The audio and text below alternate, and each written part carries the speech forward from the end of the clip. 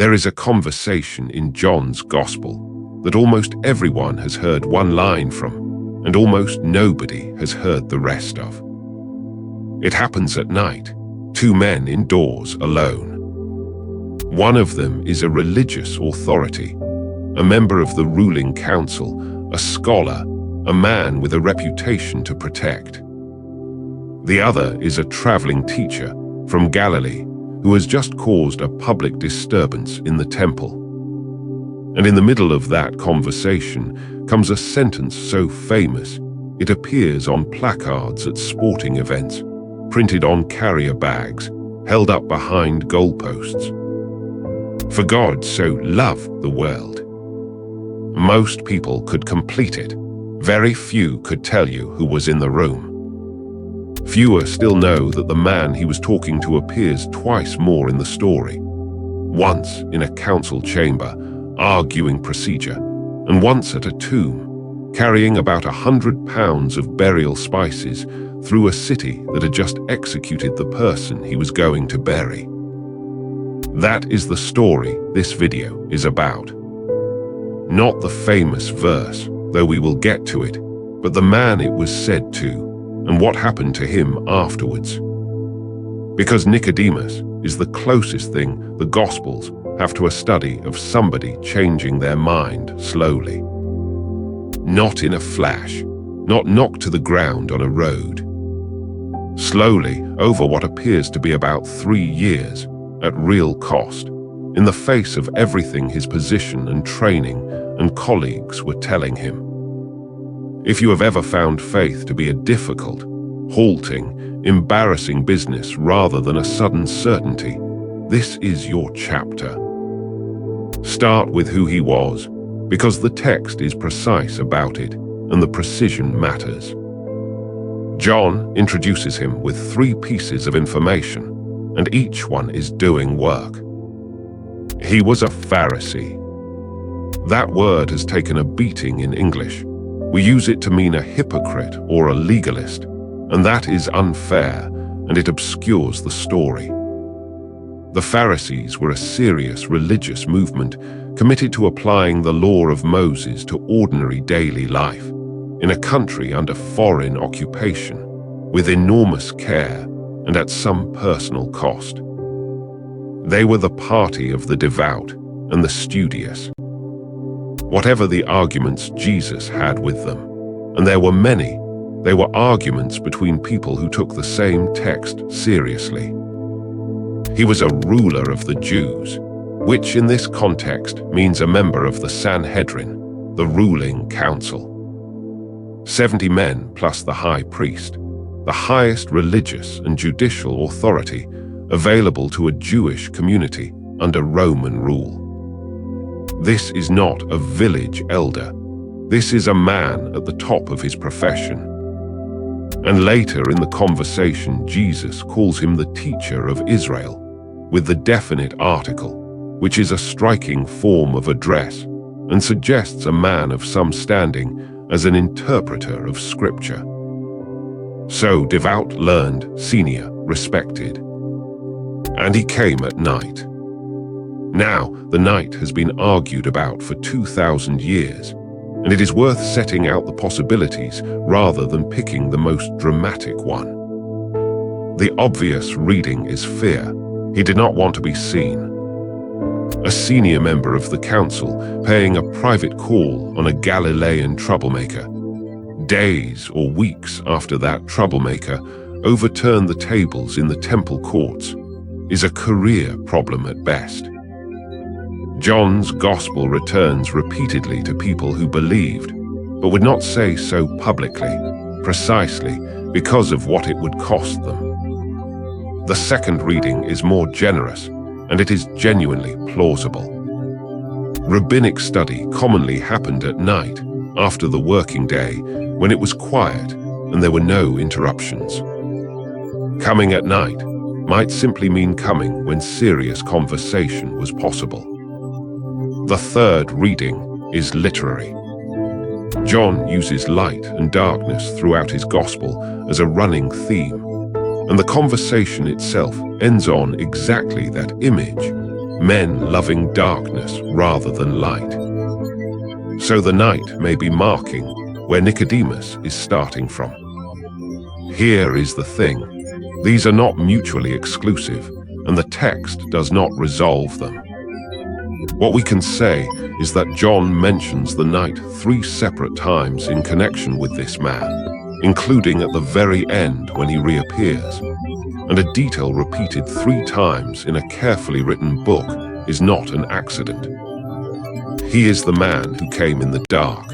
John wants you to remember it.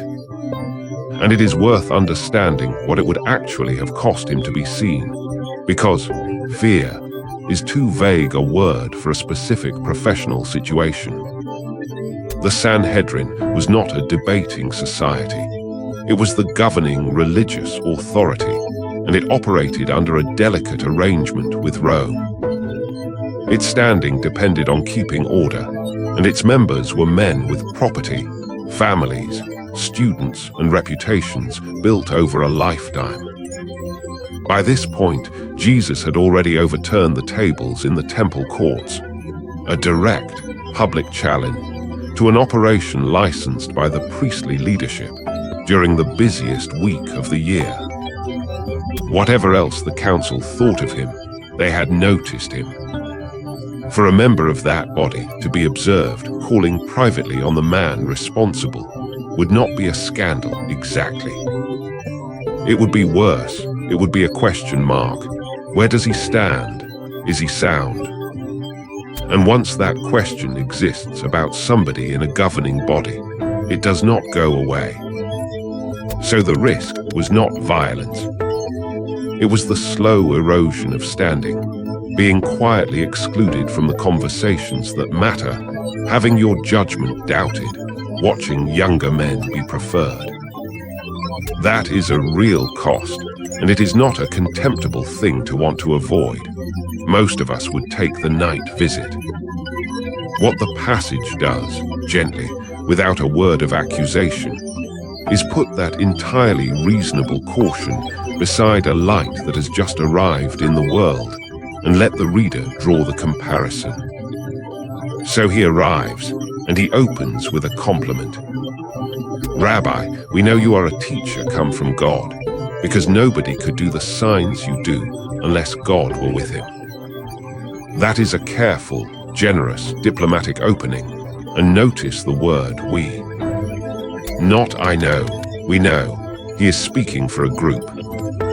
Somewhere in that council, there were others who had watched what was happening and reached a similar private conclusion, and had said so to each other, quietly, and had not said so anywhere else. It also tells you what had persuaded them, the signs, what he had done. And then Jesus does something that reads, on the surface, as rude. He does not acknowledge the compliment. He does not thank him for coming. He answers a question Nicodemus has not asked. Truly, truly, I say to you, unless one is born again, he cannot see the kingdom of God. That is a strange response to a courteous greeting, and it looks like a change of subject. It is not. It is a diagnosis. Nicodemus has come to place him. He has assessed the evidence, formed a view, and arrived to establish where this teacher fits in the framework. A man from God, certainly, and now let us discuss what kind. And the reply is that the framework itself is the problem. You cannot fit this into what you already have. You would have to start again. Now the famous phrase, and here we need to be careful, because English loses something the Greek is doing. The word translated again is asterisk anothen asterisk, and it genuinely carries 2 meanings. It can mean again, a second time. It can also mean from above. That is not a translator's difficulty to be tidied away. It is a deliberate double meaning, and the whole conversation turns on it, because Jesus means one thing and Nicodemus hears the other. Jesus means from above, born from God, from outside, from a source that is not you. Nicodemus hears again, a second time, repeat the process. And that mishearing produces one of the most human lines in the Gospels. How can a man be born when he is old? Can he enter a second time into his mother's womb and be born? People sometimes read that as sarcasm or as stupidity, and it is neither. It is a serious man taking a statement seriously and finding it impossible. And there is something quietly moving in the way he phrases it. He does not say, "How can a man be born again?" He says, "When he is old." He is talking about himself. Here is a senior scholar, a lifetime of study behind him, a position achieved, a reputation established, an understanding of God built carefully over decades, being told he needs to start from the beginning. The objection is not intellectual. It is the ache of a man who suspects the answer might be true and cannot see how it could possibly be available to him at this stage. It is too late. I am already formed. I have been this person for a very long time. That is not the complaint of a hostile critic. It is the complaint of someone who wants it. So Jesus answers again, and this time he expands rather than repeats. Born of water and the Spirit. Flesh gives birth to flesh. The Spirit gives birth to spirit. Do not be astonished that I said you must be born from above. Then comes an image, and it is the most beautiful thing in the passage. The wind blows where it wishes, and you hear the sound of it, but you do not know where it comes from or where it goes. So it is with everyone born of the Spirit. And once again, there is a double meaning that English cannot carry. The Greek word pneuma means both wind and spirit. It is the same word. So the sentence is doing something a translation can only describe. The wind blows where it wishes. The Spirit blows where it wishes. You can hear it. You cannot trace it. You cannot direct it. For a Pharisee, that is a genuinely difficult idea, and we should be honest about why rather than treating him as slow. His entire discipline was about how to live rightly, how to apply the law faithfully, in detail, day by day. It was a system of obedience, and it was a serious and honorable one. What you did mattered. And he is being told that the decisive thing is not something you do. It arrives. It moves where it chooses. You can no more organize it than you can organize the weather. That is not an easy thing to hear if your whole life has been about diligence. It sounds at first like being told the effort was wasted. And it is worth defending him here, because modern readers tend to be unfairly quick with the Pharisees. Consider what his position actually involved. He lived in an occupied country, under an empire that had swallowed his nation's independence, at a moment when the pull towards simply assimilating, speaking Greek, adopting Roman habits, letting the old distinctives quietly lapse, was enormous. The Pharisaic project was a response to exactly that pressure. It held that the law was not a museum piece for priests in a temple, but something that shaped how an ordinary person ate, worked, rested, and treated their neighbor every day, whoever was governing. It was a strategy for a people remaining themselves under occupation, and it largely worked. It is a substantial reason Judaism survived the destruction that followed. That is not legalism. It is faithfulness under pressure, sustained at real cost across generations. So when Nicodemus struggles, he is not a small man failing to grasp a simple point. He is a serious man discovering that the framework he has served, which was honorable and which was working, is not the thing that finally counts. The gospel does not sneer at him for that, and neither should we. It lets the difficulty stand as a genuine difficulty, which is precisely why he is the right person for this conversation. If the offer had been made to someone with nothing to lose, it would prove very little. Made to a man with everything invested in the older answer, it costs something to accept, and the text is honest that he does not accept it on the night. Nicodemus asks, "How can these things be?" And that is his last recorded line in the conversation. From here, Jesus speaks, and Nicodemus, as far as the text tells us, listens. What follows is a short discourse, and it contains two things worth stopping on.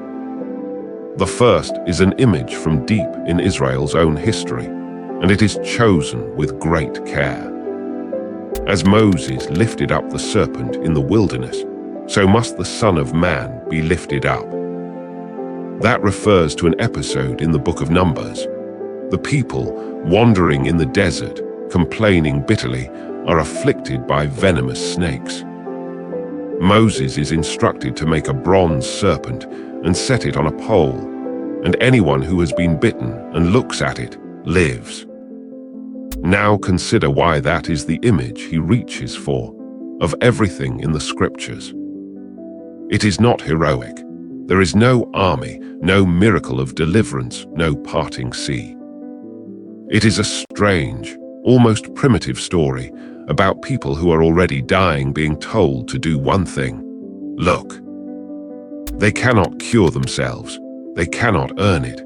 There is no ritual to perform and no standard to meet. They are simply told where to direct their attention. There is a further edge to it that a scholar of his standing would have felt immediately. The bronze serpent has a difficult afterlife in the Hebrew Bible. Centuries later, in the book of Kings, we learn that the Israelites had kept it and had begun burning incense to it. King Hezekiah, in his reforms, broke it in pieces. So the object that had saved them became, in time, an object they worshipped and had to be destroyed. Nicodemus would have known that. Every serious student of the scriptures did. And it carries a warning that lands very close to home for a religious professional. The thing God gives you to look through can become the thing you look at. The instrument becomes the idol. The system built to point at God ends up receiving the attention itself. That is uncomfortably near the argument being made in the temple a few days earlier, and it is very near the argument being made to him now. He is not being told his tradition was false. He is being told it was pointing somewhere, and that the somewhere has arrived, and that continuing to venerate the signpost is the one mistake his own scriptures record his ancestors making with this exact object. For a man who has spent his life on the question of what to do asterisk, that is a precise and pointed choice. The bronze serpent is the least active thing in the entire Hebrew Bible. And then, immediately after it, comes the sentence everyone knows. For God so loved the world that he gave his only Son, that whoever believes in him should not perish but have eternal life. We have heard it so often that it has gone smooth, like a coin rubbed featureless. So notice two things it actually says. It says the world asterisk, not the nation, not the devout, not the qualified. Cosmos, in the Greek, the whole created order, including the part of it that is hostile. And it says whoever, not the learned, not the Pharisee, and not the council member either, whoever. There is a third word worth slowing down on, and it is the verb. God gave asterisk. Not lent, not offered on terms, not made available to those who qualify. Gave. A gift is a peculiar thing to be offered if you are a person who has spent decades earning. Earning is dignified. You know where you stand, and what you hold by right.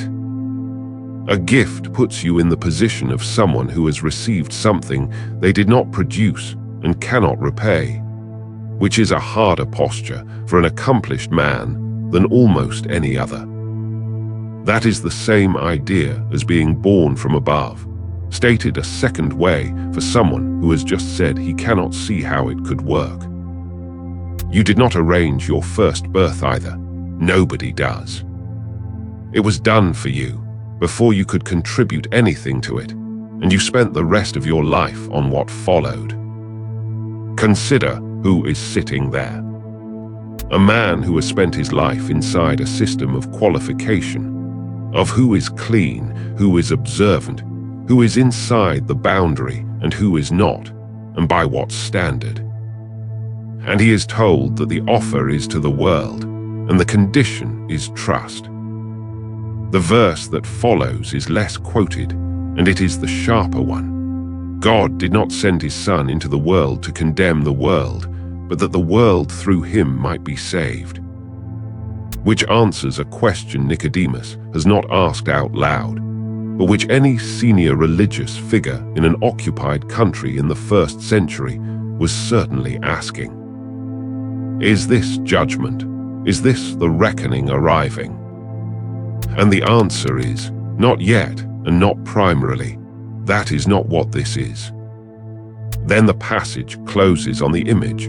The whole scene has been built around. This is the judgment, that the light has come into the world, and people loved the darkness rather than the light, because their deeds were evil.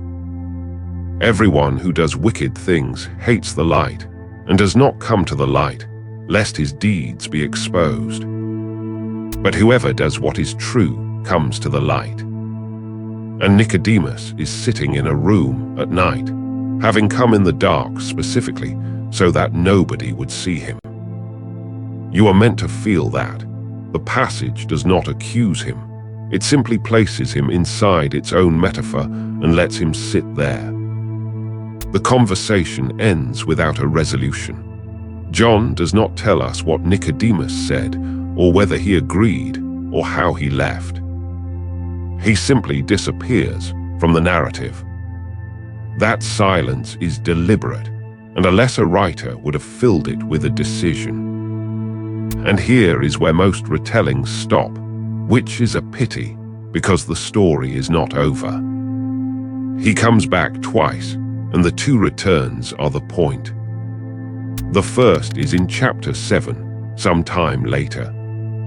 The temple authorities have sent officers to arrest Jesus, and the officers have come back without him, saying that no one ever spoke like this man. The chief priests and Pharisees are angry.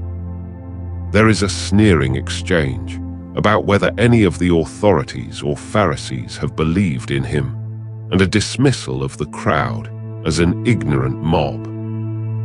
And a voice speaks up in that room. Does our Lord judge a man without first giving him a hearing and learning what he does?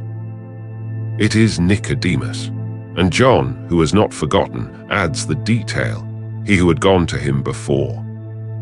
Now notice what that intervention is and what it is not. It is not a declaration of faith. He does not stand and say he believes. He makes a procedural point that the law requires a hearing before a judgment. It is, on the face of it, a small and technical thing to say, a lawyer's objection. But look at the room he says it in. The mood is contemptuous. The consensus is settled. And a member of the council speaks, in public, against the direction of travel, on behalf of a man everyone present has already decided about. The response is immediate, and it is exactly what you would expect. Are you from Galilee too? Search and see that no prophet arises from Galilee. That is not an argument. It is a warning dressed as a sneer. Careful, people are going to think you are one of them. And that is the cost of speaking up in a room where you are the only one, not persecution. Just the sudden awareness that your colleagues are now looking at you differently. He does not press it. He does not defend Jesus further. He says his piece, and as far as the record goes, sits down. And notice what he chose to say, because it is cleverer than it first appears. He does not argue that Jesus is right. He does not offer an opinion on the man at all. He appeals to something none of them can dismiss without embarrassing themselves: their own law and the requirement that a man be heard before he is judged. That is the only argument available to him that cannot simply be waved away as partisanship. Say, I think he may be from God, and you are one of them, and the conversation is over. Say, our law requires a hearing, and every person in the room has to either agree or admit they are proceeding without one. It is the intervention of a man who knows exactly how much weight he can put on the ice. You can read that as calculation, and partly it is. But it is also the instinct of someone trained to care about doing things properly. And it is worth noticing that the procedural objection was, in the end, the correct one. He was judged without a proper hearing. Nicodemus was right about the law, and being right about the law changed nothing at all. That is its own quiet lesson about what institutions do when they have already decided. It would be easy to read that as cowardice. I think it is more interesting than that. He is a man moving from a private night visit to a public sentence in a hostel room. That is not nothing. It is just not everything. And then the third appearance, which is the one that changes how you read the other two. It is after the crucifixion. Joseph of Arimathea, another wealthy council member described as a secret disciple, asks Pilate for the body. And John records that Nicodemus came too. He brought a mixture of myrrh and aloes, about 100 Roman pounds in weight. Stop on that quantity, because it is not incidental.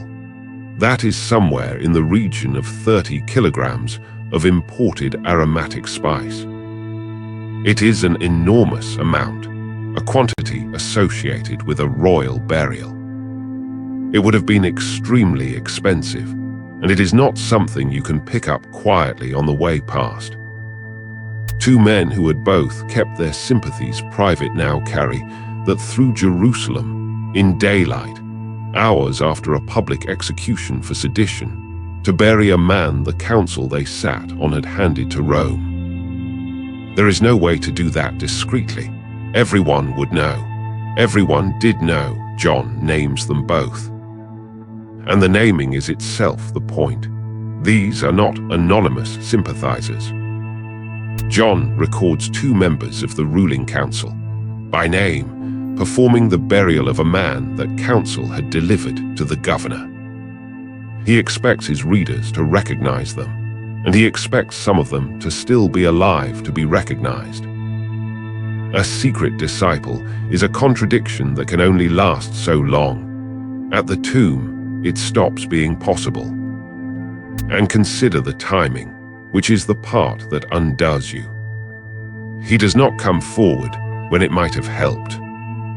He is not there when the arrest happens, or at the trial, or in the crowd.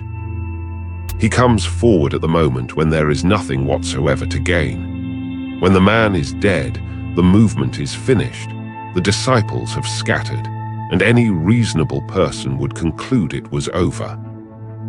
The one moment when declaring yourself buys you absolutely nothing is the moment he chooses. And there is a detail in the practicalities that is easy to miss and worth pausing on. Handling a body meant ritual defilement. Under the purity laws he had spent his life observing, contact with a corpse rendered a person unclean for 7 days. And this was Passover week, the most significant festival in the calendar.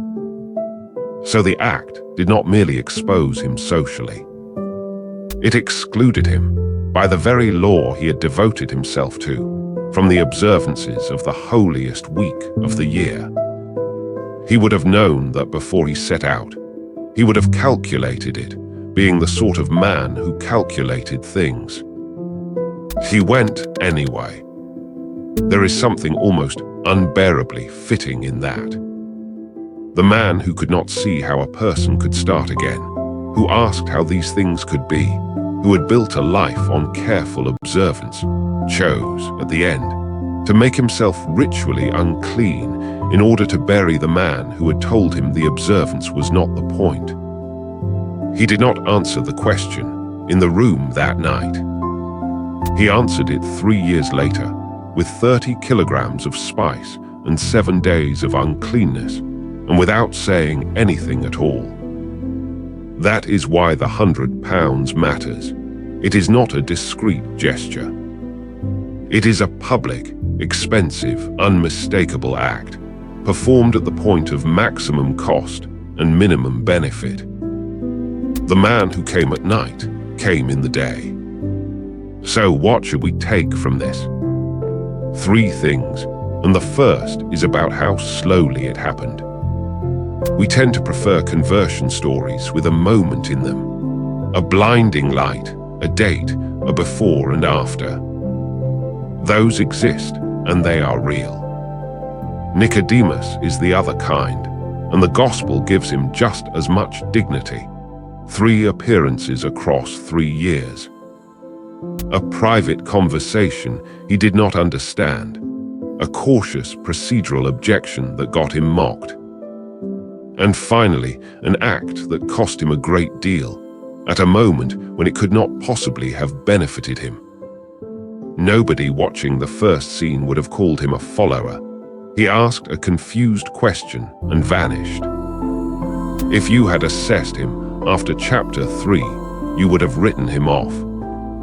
That should be a comfort to anybody whose faith has been a slow, awkward, halting business rather than a lightning strike. The text does not treat that as a lesser version. It follows him to the end. And notice that nobody chased him. There is no scene where Jesus seeks him out, no rebuke for the caution, no follow-up visit to close the deal. After that night, the initiative is entirely his. He is left with an unanswered question and a very great deal to lose, and what he does with it over the next 3 years happens off the page, in rooms we are not shown. Which is, if you think about it, how it works for most people. The moment of clear challenge is brief. The decision is made slowly afterwards, unobserved, in circumstances nobody records. The second thing is about what he was actually being asked to give up. It was not his morality. He was, by every indication, a genuinely good man, devout, careful, honest enough to go and look for himself rather than repeat what his colleagues were saying. What he was asked to surrender was the idea that being good was the mechanism, that a life of study and observance and diligence was what put him right with God. And it is worth being careful here, because this is where the passage is most often misused. Nothing in it says the diligence was worthless. Nicodemus is never told to stop studying, stop observing, or think less of the law. Jesus quotes that same law to him and expects him to know it well enough to follow an allusion to a bronze serpent without explanation. The claim is narrower and harder. It is that all of it was pointing at something and could not itself be the destination. Which means what he loses is not his life's work. It is the asterisk status of his life's work, its position as the thing that settles the account. The work remains, it simply stops being the payment. For most people, that distinction sounds academic. For a man who has ordered 40 years around it, it is the difference between standing on something and standing on nothing. That is why he says, when he is old, rather than how is it possible, he is not asking a question about mechanics. He is asking whether there is any way back for someone who has already built the whole house. That is far harder to give up than a vice you can be ashamed of. An achievement you are quietly proud of, that you built carefully over decades, and that everyone around you respects, that is much harder to set down. Born from above means the decisive thing came from outside, and you did not produce it. For a man who had produced a great deal, that is a genuine loss, and the text lets him feel it. How can a man be born when he is old? And the third thing is the smallest, and it is the one I find hardest to shake. John, writing decades later, remembered the night. He mentions it every single time. At the first meeting, again in the council chamber, and again at the tomb, this Nicodemus, who came to him first by night. You could read that as a reproach, a permanent asterisk against his name. I do not think it is, because of where the last one falls.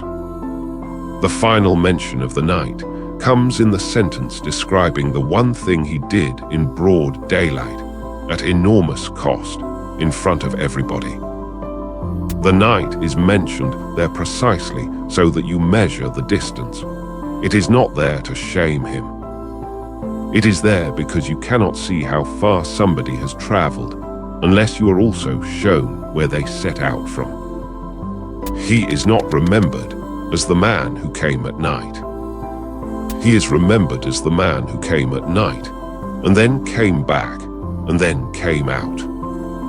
If you are somewhere in the middle of that sequence, still asking how these things can be, still doing the careful, private version of it, the gospel does not hurry you. It simply notes where you started and keeps following. Scripture and sources.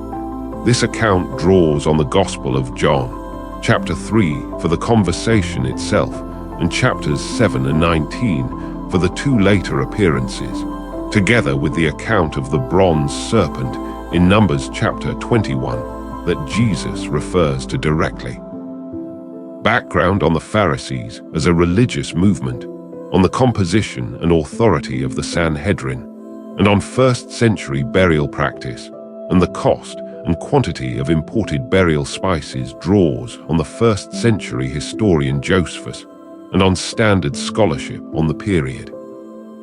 Where the text is genuinely open, above all why Nicodemus came at night, where fear, ordinary rabbinic custom, and John's own light and darkness imagery are all plausible and not mutually exclusive. This video sets out the possibilities rather than choosing the most dramatic one. The double meanings in the Greek, on being born again, or from above, and on the single word meaning both wind and spirit, are noted where an English translation cannot carry them. The longest private conversation Jesus has with any individual in all four Gospels is not with Peter. It is not with John, the disciple he loved, or with his mother, or with Pilate, or with any priest, scholar, or king. It is with a foreign woman whose name we are never told, beside a well in the middle of the day, in a region his own people crossed rivers to avoid.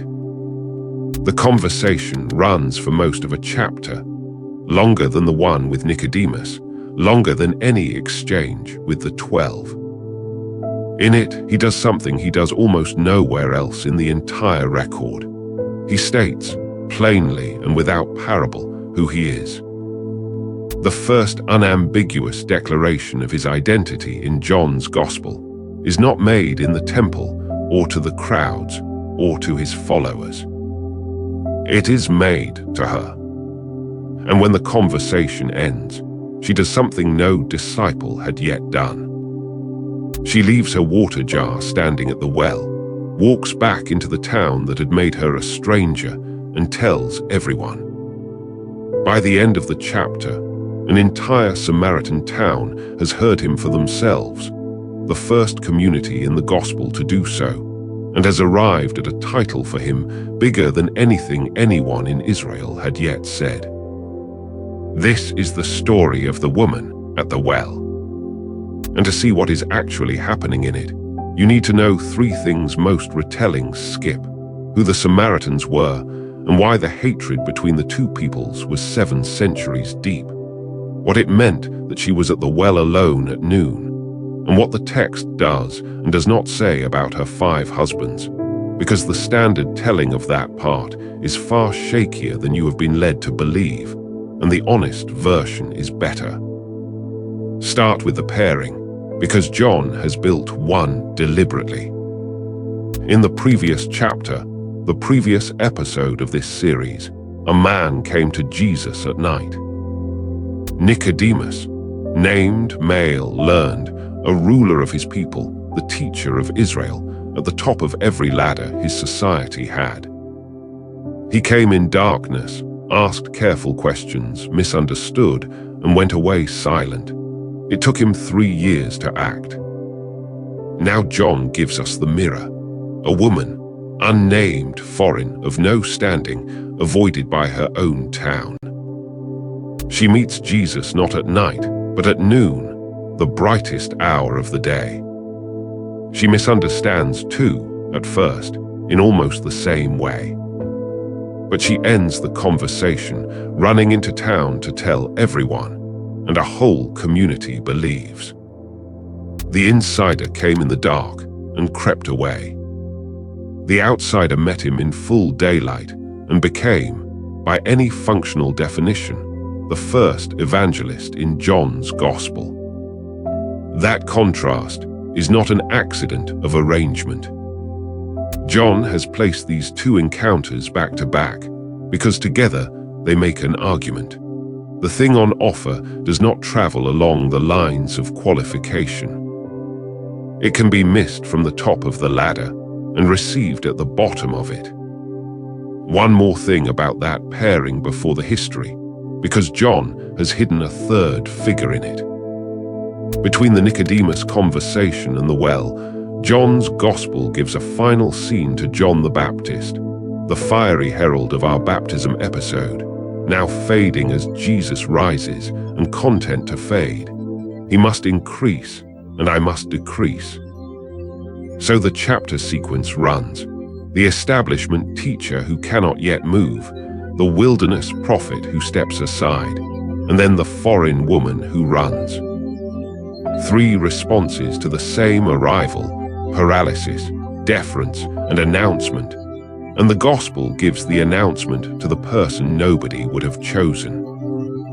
Keep that in mind whenever you are tempted to rank the likely candidates for anything in this story.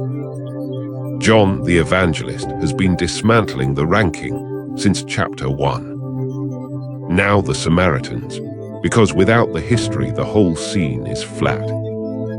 7 centuries before this conversation, the land had been 2 kingdoms, Israel in the north, with its capital at Samaria, and Judah in the south, with Jerusalem. In 722 BC, the Assyrian Empire destroyed the northern kingdom, deported much of its population, and as was Assyrian policy, settled peoples from elsewhere in the empire in their place. The population that emerged in the north over the following centuries was mixed, descendants of the Israelites who remained, interwoven with the settlers, and it kept a form of the old faith. The Samaritans, as they became, held to the 5 books of Moses, kept the Sabbath, circumcised their sons, and awaited a coming deliverer. But they were not, in southern eyes, the real thing. To the Jews returning from their own later exile in Babylon, the northerners were half foreign, their bloodline compromised, their worship corrupted. And the feeling hardened around one issue above all: the place. The Samaritans held that the true site of worship was Mount Gerizim in the north, the mountain of blessing in the books of Moses. They built a temple there. The Jews held that there was one legitimate temple in Jerusalem and one legitimate altar, and that the Gerizim shrine was an abomination. Around a century before Jesus, a Jewish ruler, John Hyrcanus, marched north and destroyed the Samaritan temple on Gerizim. The Samaritans, for their part, are recorded as having later scattered human bones in the Jerusalem temple during Passover, the most calculated act of defilement available. So understand, this was not a mild sectarian rivalry.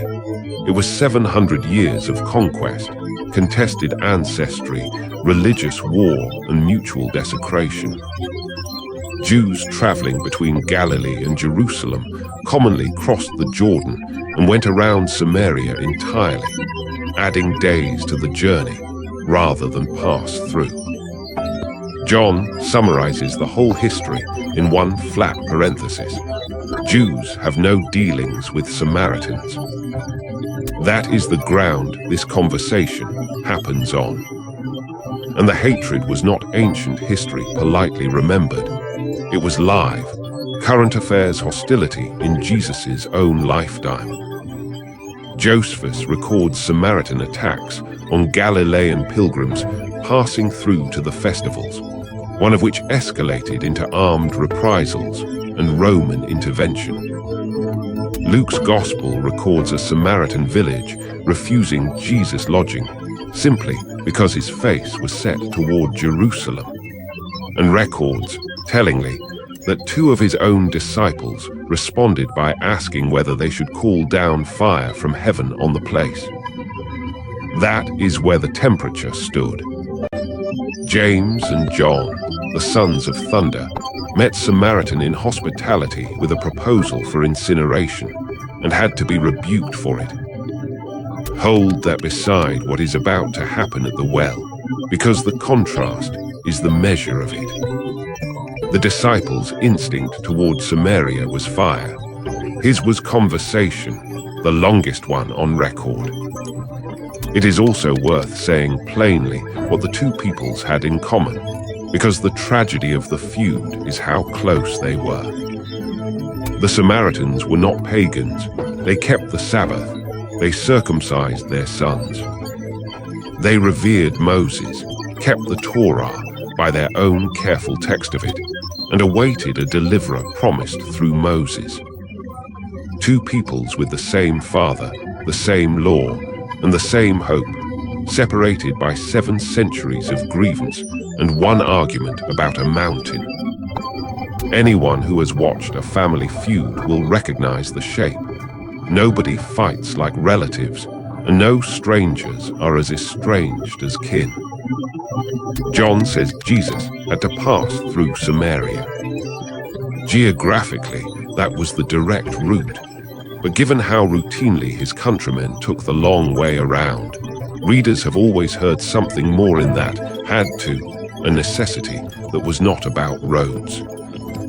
He arrives at a place the text is unusually specific about. The town of Sychar, near the field Jacob gave to his son Joseph at Jacob's well.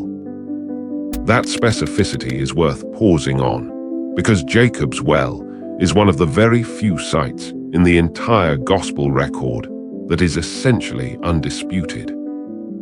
It exists today. It is a deep, ancient well at the foot of Mount Gerizim, and Christians, Samaritans, Jews, and Muslims have all agreed on its identity for as long as anyone has kept records. You can stand at it. The water still runs. Whatever else in this story is contested, the well is not. Jesus, John says, was tired from the journey and sat down by the well. It was about the 6th hour, noon. And a woman of Samaria came to draw water.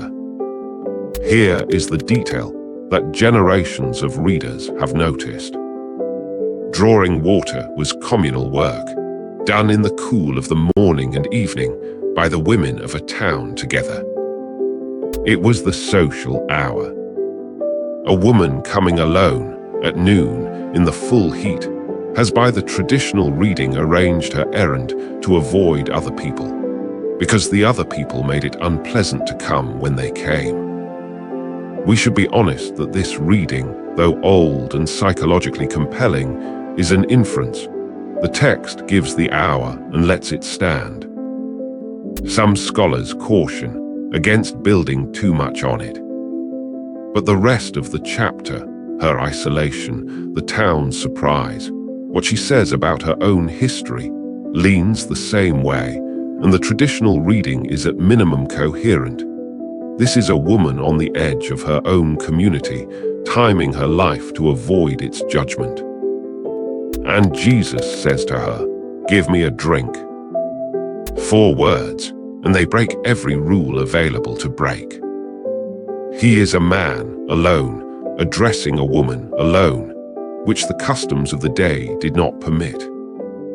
Rabbis of the period are on record advising against speaking unnecessarily with women in public at all, one's own wife included. He is a Jew addressing a Samaritan, see above, 7 centuries. And he is asking to drink from her vessel, which for a scrupulous Jew raised questions of ritual purity. A later rabbinic ruling held Samaritan women to be perpetually unclean, and their vessels with them. Her reply says all of this out loud, with an edge that the politeness of translation tends to sand off.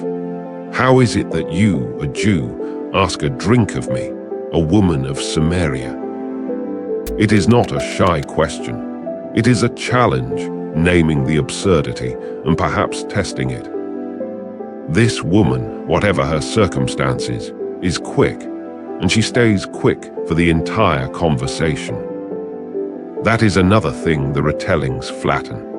She is one of the sharpest interlocutors anyone gets in the Gospels, and she gives as good as she receives all the way through. Jesus answers with an offer. If you knew who was asking, you would have asked him, and he would have given you living water. And here, exactly as in the Nicodemus conversation, the whole exchange pivots on a double meaning. Living water, in ordinary speech, meant running water, spring water, moving and fresh, as opposed to still water standing in a cistern.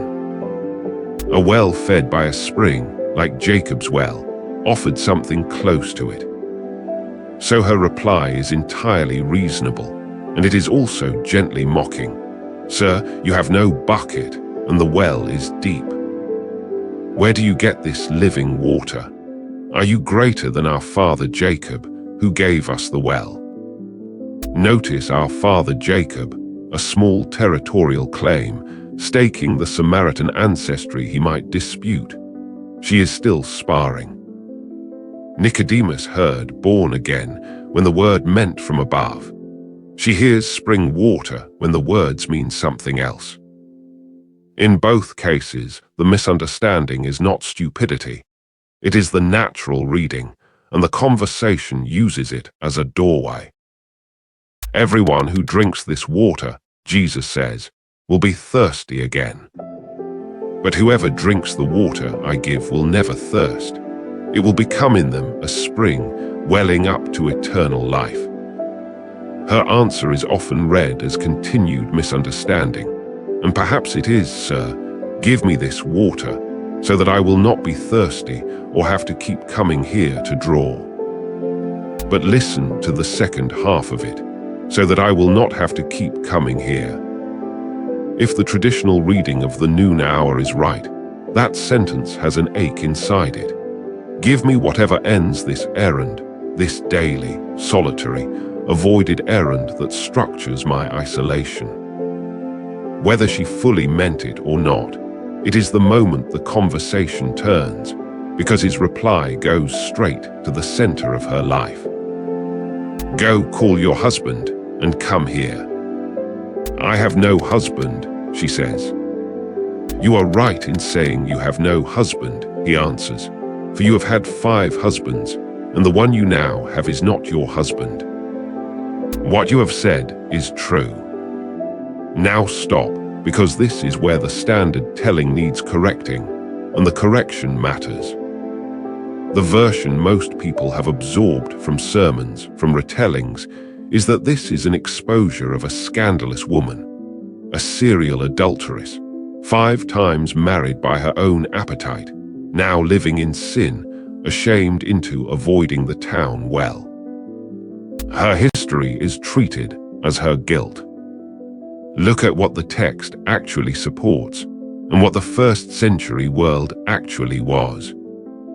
A woman in that world could not, in general, initiate divorce. Divorce was a male prerogative. If this woman was divorced 5 times, then 5 men discarded her, and the grounds available to men in that period could be shockingly thin. One prominent school of rabbinic thought permitted divorce for a spoiled meal. Alternatively, and at least as likely across 5 marriages, some or all of those husbands died in a world of short lifespans, where a widow without sons was passed along, sometimes by levirate obligation, to whoever in the family would have her. 5 Husbands is therefore not a biography of appetite. It is far more plausibly a biography of loss, a woman handed from man to man by death and dismissal, in a society where an unattached woman had almost no way to live, until she ends in an arrangement with a man who will support her but has not married her. Whether that final arrangement reflects her choices or her lack of them, the text does not say. And here is the detail that settles how we should read the moment. Jesus attaches no word of condemnation to any of it. Read the verses again. There is no repent, no sin no more, no rebuke of any kind, nothing like what he says on other occasions when he does mean to name sin. He states her history as fact, tells her that her answer was honest, what you have said is true, and moves on. He treats her truthful answer as truthfulness, not as confession. Some scholars, it should be said, have read the 5 husbands allegorically, as a figure for Samaria itself, whose settlers are recorded in the Book of Kings as having brought the gods of 5 nations. It is a clever reading. It is very old, and it may be in the background. But it is a suggestion, not a certainty, and it does not displace the plain scene. A man tells a woman her own painful history without flinching from it, and without weaponizing it. What does she feel? The text shows us through what she does next. She does not shrink or flee.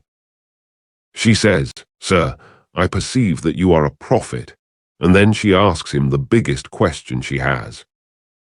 "Our fathers worshipped on this mountain, but you say that in Jerusalem is the place where people ought to worship." Generations of preachers have called this a deflection, the embarrassed woman changing the subject to theology. That reading does her a disservice, and it misses what the question is. The mountain question was the question between her people and his, the 700-year question, the one their ancestors had destroyed temples over. Standing at the foot of Gerizim itself, having just concluded that she is speaking with a prophet, she asks the prophet the thing you would ask: which of us is right? Where is God actually to be found? It is not a deflection. It is the most serious question she has ever had the chance to ask, put to the first person she has ever met who might actually know. And there is a poignancy in who is asking it. The great Mountain versus Jerusalem debate was conducted on both sides by men, priests, scholars, rulers, the Nicodemuses of both nations. She belonged to no delegation and would have been welcome in neither sanctuaries, inner courts. Yet here she is, putting the defining question of the feud directly to the Messiah, one-on-one, while the credentialed debaters of two nations are elsewhere.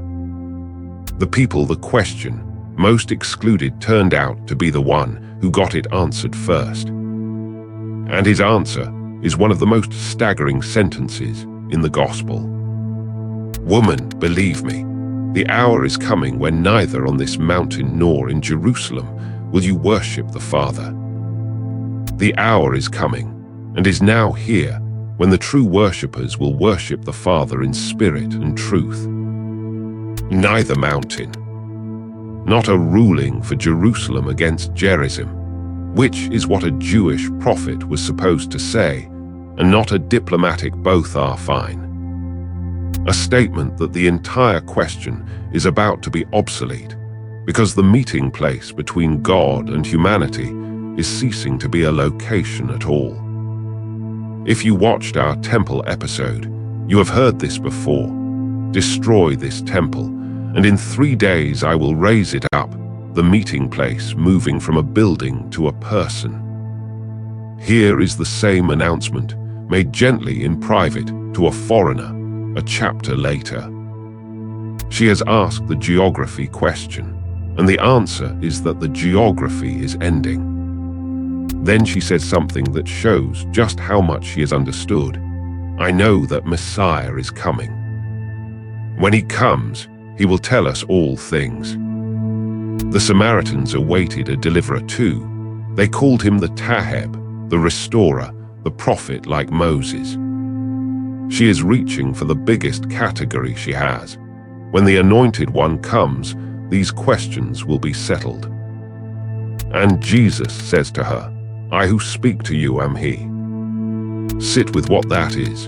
In the Greek it carries the bare, weighty form ego eimi, I am. Throughout the rest of John's Gospel, Jesus is elusive about this claim in public, deflecting, speaking in figures, silencing those who say it, precisely because the claim was politically explosive. Crowds will try to make him king. Authorities will treat the claim as capital. The one time in the entire Gospel that he simply says it, plainly, unprompted first, is here. To a Samaritan woman with 5 husbands in her past and no name in the text. The first person entrusted with the plain truth of who he is, in John's telling, is the least credentialed witness in the entire narrative. That is not an oversight. That is the point being made. Before the disciples return, it is worth standing back from the conversation as a whole, because its architecture is easy to miss while you are inside it. Count the moves. He opens with a request that puts himself in her debt. Give me a drink, the stranger asking, not offering. Custom said a Jew should want nothing from her hands. He begins by wanting something from her hands. Every power in the scene formally belongs to him, and his first act is to reverse the direction of need. Then, at each exchange, he answers her challenge not with rebuke, but with escalation, each reply raising the stakes of the conversation while leaving her dignity intact. She questions his right to speak to her. He offers her living water. She mocks his lack of a bucket. He offers her a spring that ends thirst. She asks for the water on practical terms. He turns to the center of her life, and even there, at the most exposed point, the truth arrives without a single condemning word. She tests him with the mountain question. He hands her the future of worship. She reaches for the Messiah. He gives her the plainest I am in the Gospel. At no point does he win an exchange at her expense. At every point the conversation moves because he takes her seriously, her wit, her questions, her history, her theology. There may be no better compact study anywhere in the Gospels of what it looks like to tell someone the whole truth while honoring them completely. Most of us manage one or the other.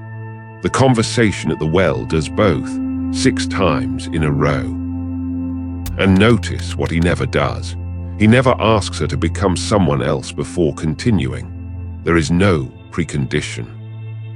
The revelation is not held back pending her reform, her remarriage, her repentance, or her conversion to the Jerusalem position on the mountain. The order of events is the scandal and the glory of the chapter.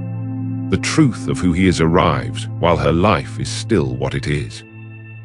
Whatever changes in her, and something visibly does, it happens after, and because she was fully known and not discarded.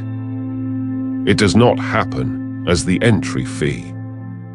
At this moment, the disciples return with food, and John records their reaction with dry precision.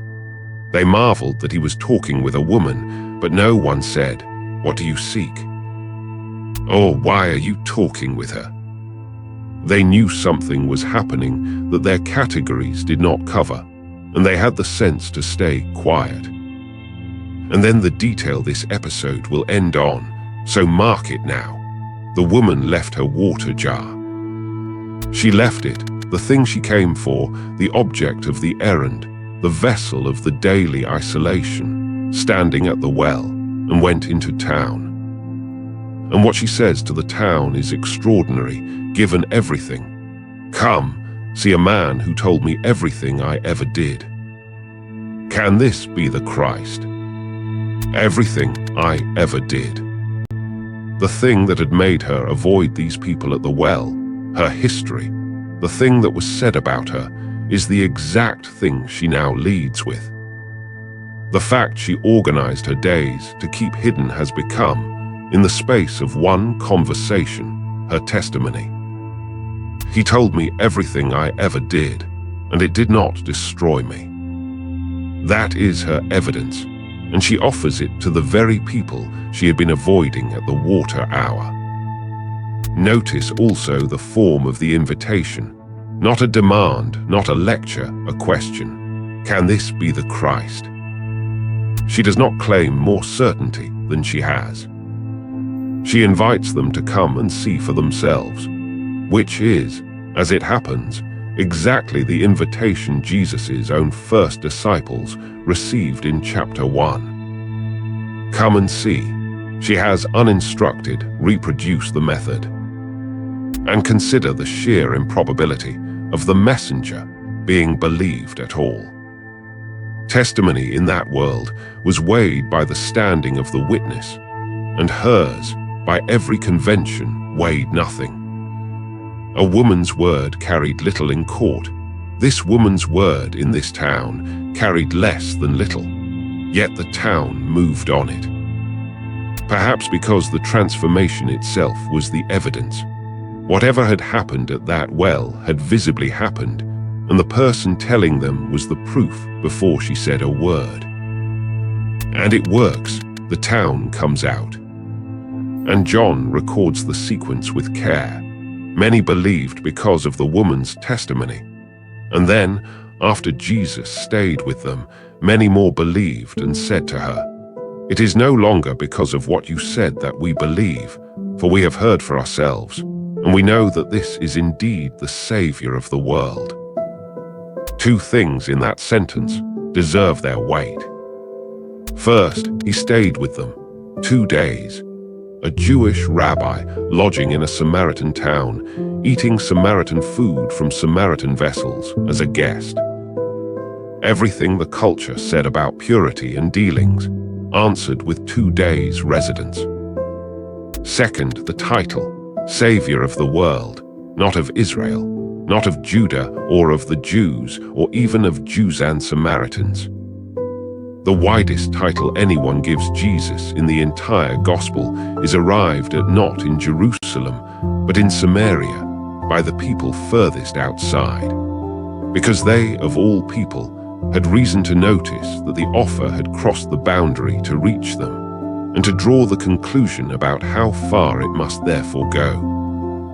There is a harvest saying in the middle of this chapter, the disciples urging him to eat, and Jesus answering that his food is to do the will of the one who sent him, that the fields are white for harvest already.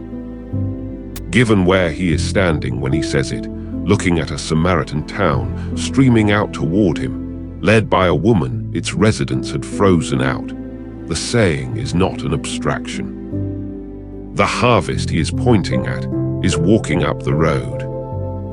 Now set the two chapters side by side, because John has been waiting for you to do it. Nicodemus, male named Jewish, learned, powerful, came by night, understood little, said less. Went away and took 3 years and a crucifixion to act in the open. The woman, female, unnamed, Samaritan, isolated, without standing of any kind, met at noon. Sparred, questioned, understood, and acted within the hour, publicly, at cost, among the people best positioned to shame her. A town believed, because of her before Jesus said a word to any of them. Every advantage was his, every result was hers. If the gospel is making an argument through this arrangement, and John does not arrange things idly, it is that receptivity is not a function of qualification and may in fact run against it. The man with the most to unlearn moved slowest. The woman with nothing to defend moved at the speed of joy. What became of her? Scripture does not say. She exits the narrative with her town believing and her water jar still at the well. But the early church did not forget her. Eastern Christian tradition gave her a name. Fatini, the luminous one, the enlightened, and a story that she preached, traveled, and died a martyr under Nero. And the Orthodox churches to this day venerate her with an astonishing title equal to the apostles. That is tradition, not scripture, and we flag it as such. But it tells you how the earliest generations of Christians read this chapter. They looked at the woman at the well and saw an apostle. And the well itself carried her story forward in stone. By the 4th century, Christian pilgrims were already recording a church built over Jacob's well. It was destroyed and rebuilt across the centuries. Byzantine, Crusader, and finally, the Greek Orthodox Church that stands over the crypt today, where the well sits exactly where it always sat, and where visitors are still drawn up a cup of its water. Few places on earth let you drink from the same source a gospel scene drank from. This one does. The continuity is not symbolic, it is hydrological. And what became of her people? Here is a postscript almost nobody knows. The Samaritans still exist, not as a metaphor, as a people. A community of several hundred persons survives to this day, split between Mount Gerizim and a town near Tel Aviv, still keeping the law of Moses by their ancient reckoning, still sacrificing the Passover lambs on Gerizim every spring as their ancestors did. One of the smallest and oldest continuous religious communities on the face of the earth. The mountain the woman pointed at still has its worshippers 20 centuries on. When you read this chapter, you are not reading about an extinct people. You are reading about a living one. And Samaria's story in the New Testament does not end at the well. The chapter turns out to be a foundation stone. In the book of Acts, when the first persecution scatters the young church out of Jerusalem, the very first place the gospel travels is Samaria, Philip preaching in a Samaritan city, crowds believing, Peter and John coming north to confirm it. The same John, note, who had once asked whether to call down fire on a Samaritan village, now lays hands on Samaritan believers in blessing. When Jesus, at his ascension, sketches the map of what is coming, Jerusalem, Judea, Samaria, and the ends of the earth, Samaria is named as the first boundary the message will cross. And by the time Acts is underway, there are believing communities there ready to receive it. Where did that readiness come from? Luke does not say. But John has already told us.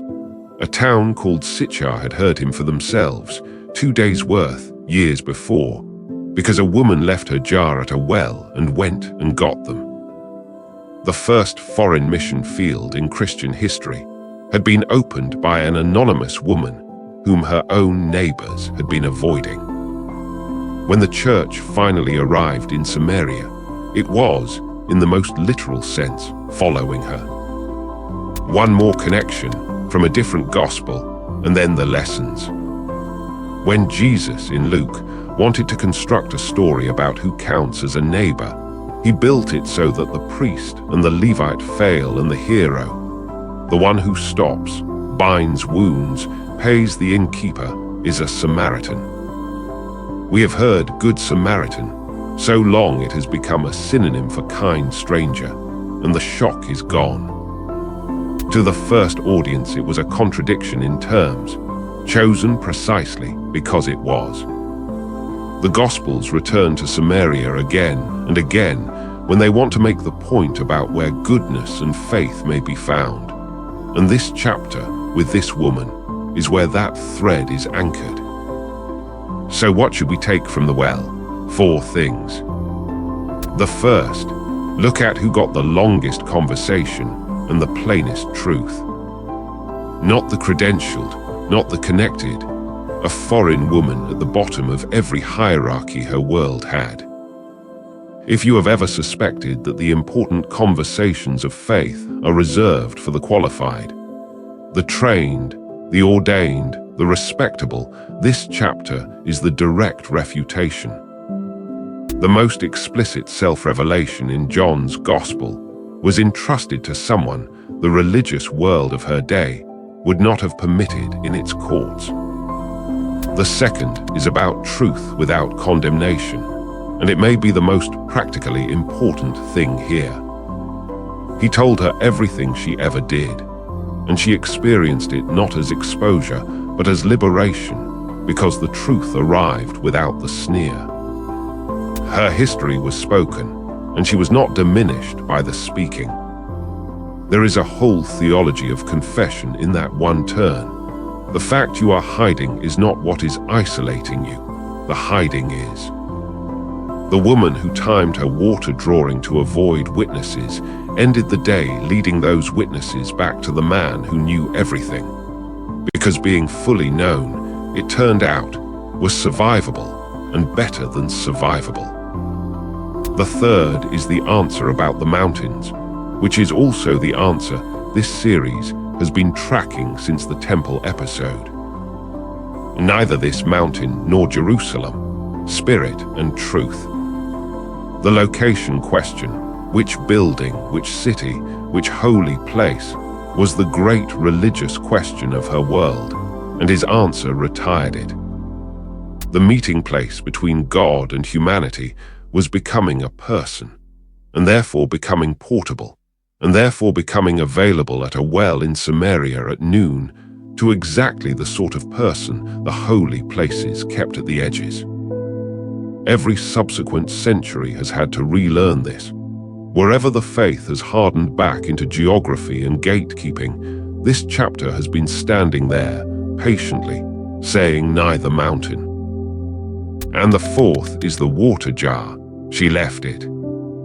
The errand that structured her avoidance, the object of the routine her shame had built, abandoned at the well side, because she suddenly had somewhere to run and something to say. John did not need to record that detail, and he did. It is the whole transformation in a single image, the practical apparatus of a guarded, managed, isolated life, just set down. Whatever she came to draw, she left carrying something else. There is one last observation, and it belongs to anyone who has ever felt themselves to be the woman at the well rather than the crowd at the temple.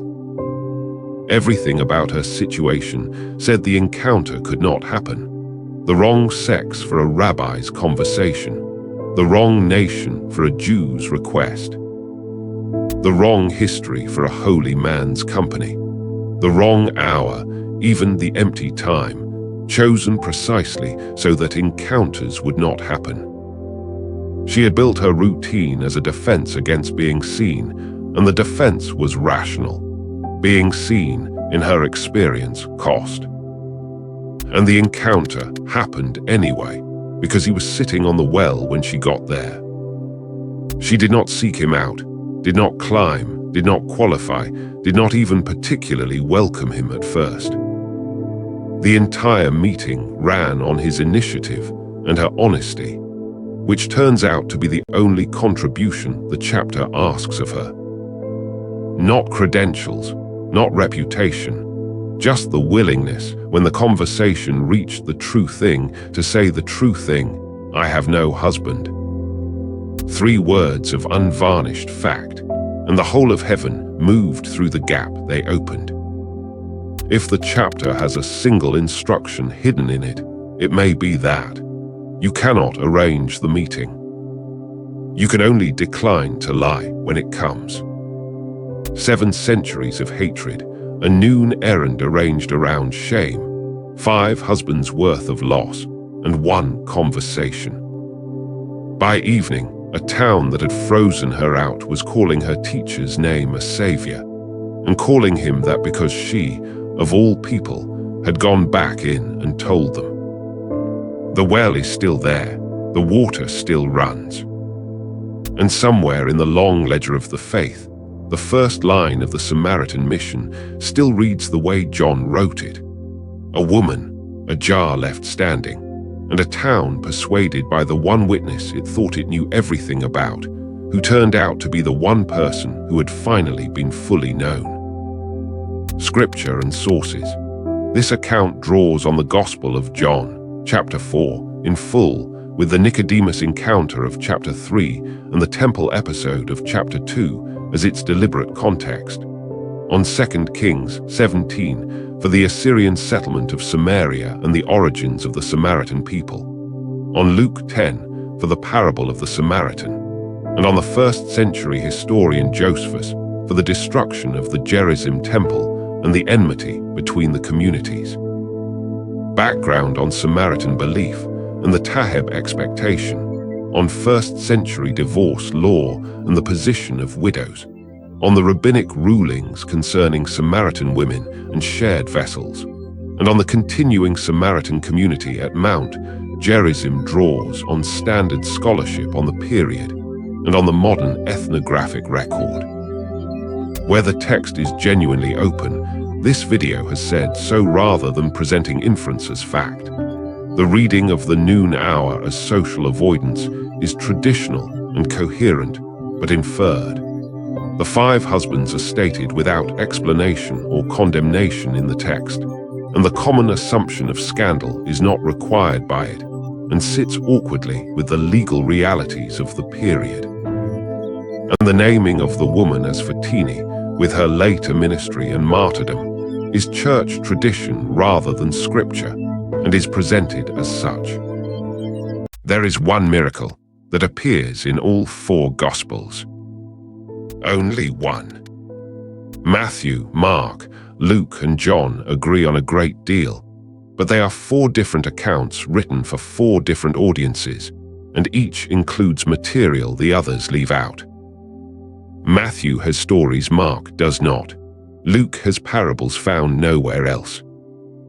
John leaves out most of what the other 3 consider essential, and includes long conversations they never mention. They overlap on the crucifixion and the resurrection, as you would expect. And they overlap on one afternoon on a hillside in Galilee, when a very large number of people were fed from almost nothing. That is worth pausing on before we go any further. 4 separate accounts, written down at different times and in different places for different communities, all of them decided that this particular event could not be left out. Whatever else the early church disagreed about, it did not disagree about this. But the reason to spend the next 3/4 of an hour on it is not the feeding. It is what happened next. Because John's Gospel does something the others do not. It tells you what the crowd did the following morning, and what Jesus said to them, and how they responded to what he said. And that conversation is the point at which the largest crowd of his ministry became one of the smallest. He fed 5,000 people. Within about 24 hours, most of them had left. That is the story. The miracle is the setup. Start with when it happened, because the timing carries more than it looks. John tells us the Passover was near. That single clause fixes the season, early spring, in the weeks before the great pilgrimage festival. Mark adds a detail that fits. He says the people sat down on the green grass, which in Galilee means the short window after the winter rains before the summer burns everything brown. So spring, the hills green. The roads filling with pilgrims moving toward Jerusalem for a feast that commemorated a night when God fed a people who were leaving slavery and gave them bread in a wilderness where there was none. Every person in that crowd knew the Passover story. It was not background. It was the frame through which they saw everything that happened that afternoon. And there is a second piece of timing that matters more, and it is grim. Matthew and Mark place this immediately after the death of John the Baptist. John had been arrested by Herod Antipas, the tetrarch who ruled Galilee, for publicly condemning Herod's marriage. He had been held for some time. And then, at a birthday banquet, in circumstances the Gospels describe with unusual restraint, he was executed in prison. John the Baptist was not a marginal figure. He had drawn enormous crowds to the Jordan. Jesus himself had been baptized by him. Many people in Galilee regarded him as a prophet, the first genuine prophet in centuries, and his execution was not a private matter. It was a public demonstration of what happened to a popular religious figure who became inconvenient to the authorities. Matthew says that when Jesus heard of it, he withdrew by boat to a solitary place. That is a human sentence, and it is easy to read past. He had lost the man who had announced him. He went away from people. The crowd followed him around the shore on foot. Now think about what that crowd was. Several thousand people in a small province, in the weeks after their prophet had been killed by their ruler, walking around a lake to find the man everyone was now saying might be the next one. This was not a curious audience. It was a population in a highly charged state, looking for someone to be something. Understanding that is essential to everything that follows, because the danger in this story is not the shortage of food. The Gospels place the location on the far side of the Sea of Galilee, in the region near Bethsaida, away from the towns, on rising ground. It is worth picturing the place, because the geography is doing work in this story that a map makes obvious and a text does not. The Sea of Galilee is not a sea. It is a freshwater lake, roughly 13 miles long and 8 across at its widest, small enough that from the western shore you can see the hills on the eastern side clearly. It sits about 200 meters below sea level, in a basin with high ground around it. That basin is why the water behaves as it does. Cold air off the Golan Heights to the east funnels down into the warm air sitting over the lake, and the surface can go from flat to dangerous inside an hour. Fishermen who worked it, their whole lives were killed on it. When the Gospels describe a sudden storm, They are describing a well-documented feature of that specific body of water.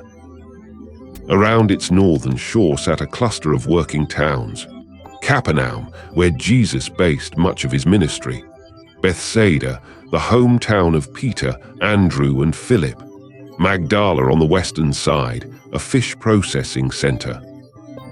This was a densely populated, economically active district, and its economy was fish. Salted and dried fish from that lake was traded across the region. The crossing to the far side took a boat a few hours with reasonable conditions. On foot around the northern end, it was a walk of some hours more. Which tells you something about the crowd. They did not stumble across him. They watched a boat leave, worked out roughly where it was going, and walked around the top of the lake to get there, thousands of them, in a day, carrying whatever they had. That is not idle curiosity. That is people who have decided something is happening and are determined to be present for it. And the number itself deserves a moment, because 5,000 does not land in the modern ear the way it would have landed then. The Gospels specify 5,000 men, using a word that means adult males, and Matthew adds the phrase besides women and children. The actual gathering was therefore larger, possibly considerably larger. Set that against the population. Galilee was a small province. Its towns were towns in the ancient sense. Capernaum has been excavated, and its population is generally estimated in the region of 1,000 to 1,500 people. Even the larger centers were nothing like a modern city.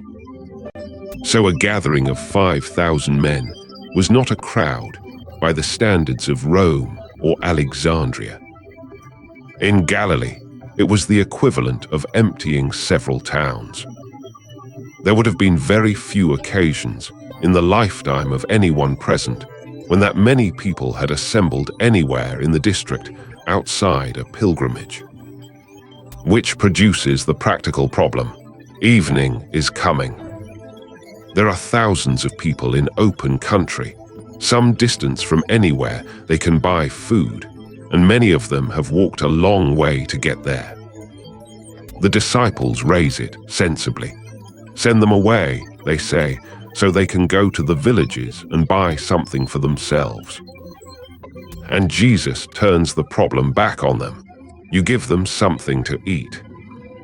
John's account preserves a specific exchange here that reads exactly like people doing arithmetic under pressure. He asks Philip where they can buy bread for all these people, and John adds, in a small aside, that he asked this to test him because he already knew what he intended to do. Philip's answer is not faith, and it is not despair. It is a calculation.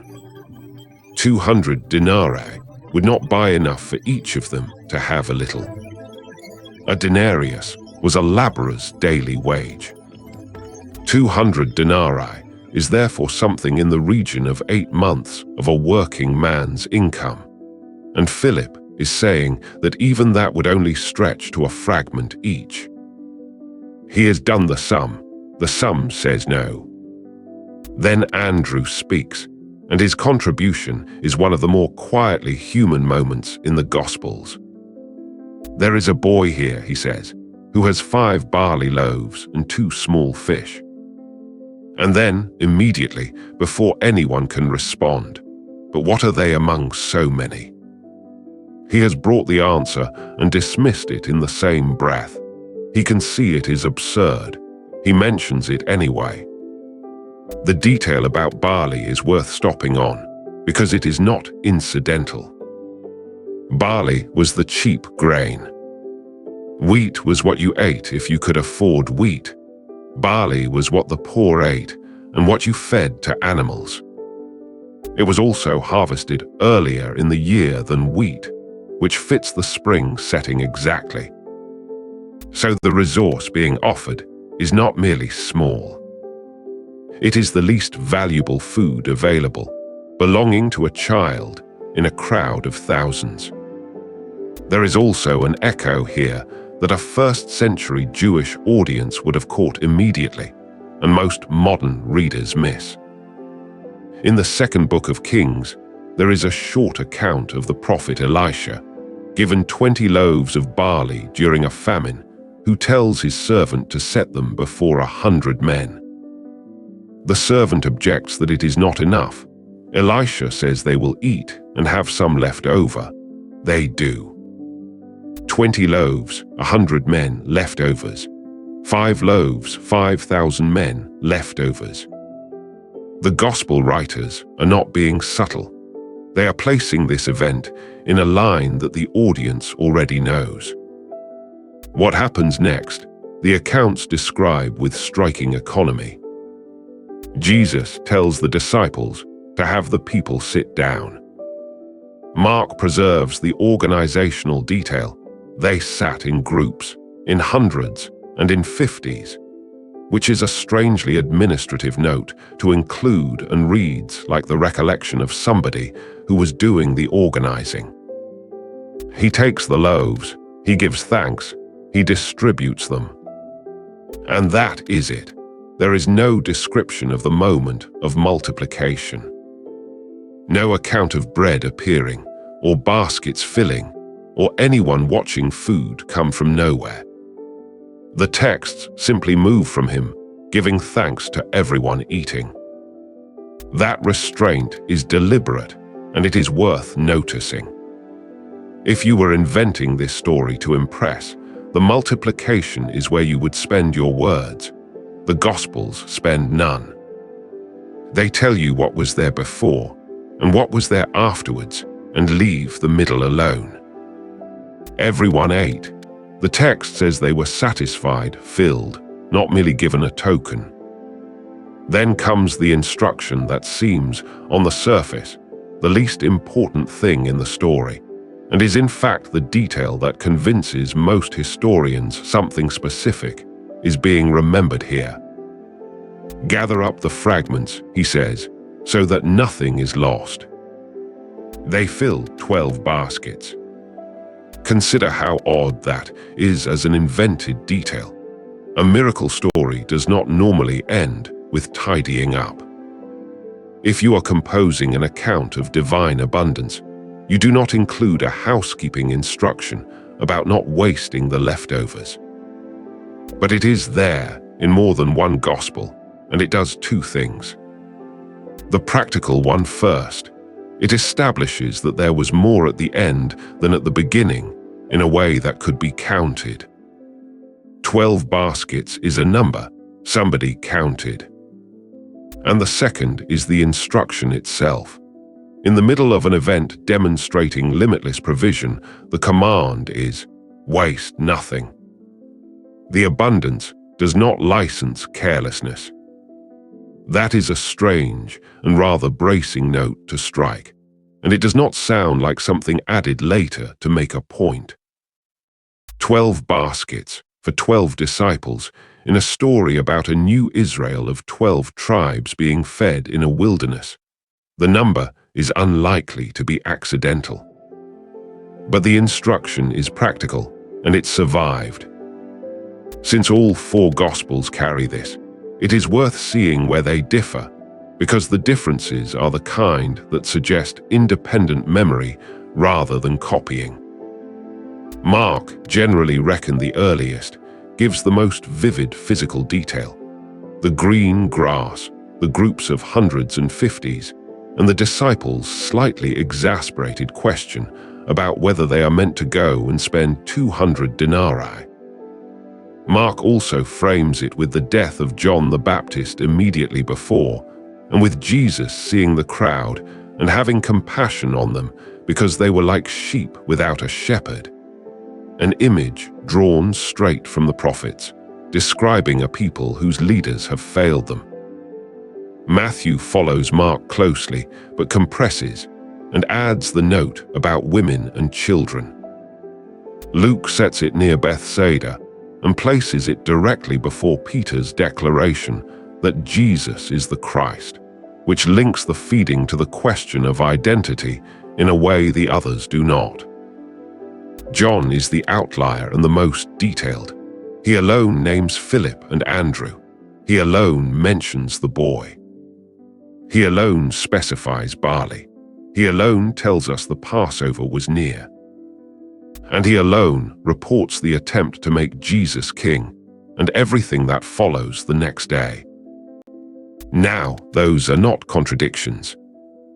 They are the ordinary variations of 4 accounts of one event, each remembering what mattered to the person telling it. And the specific things John adds are precisely the things a participant would retain. The name of the disciple who did the arithmetic, the name of the one who found the boy, the kind of bread, and the political mood.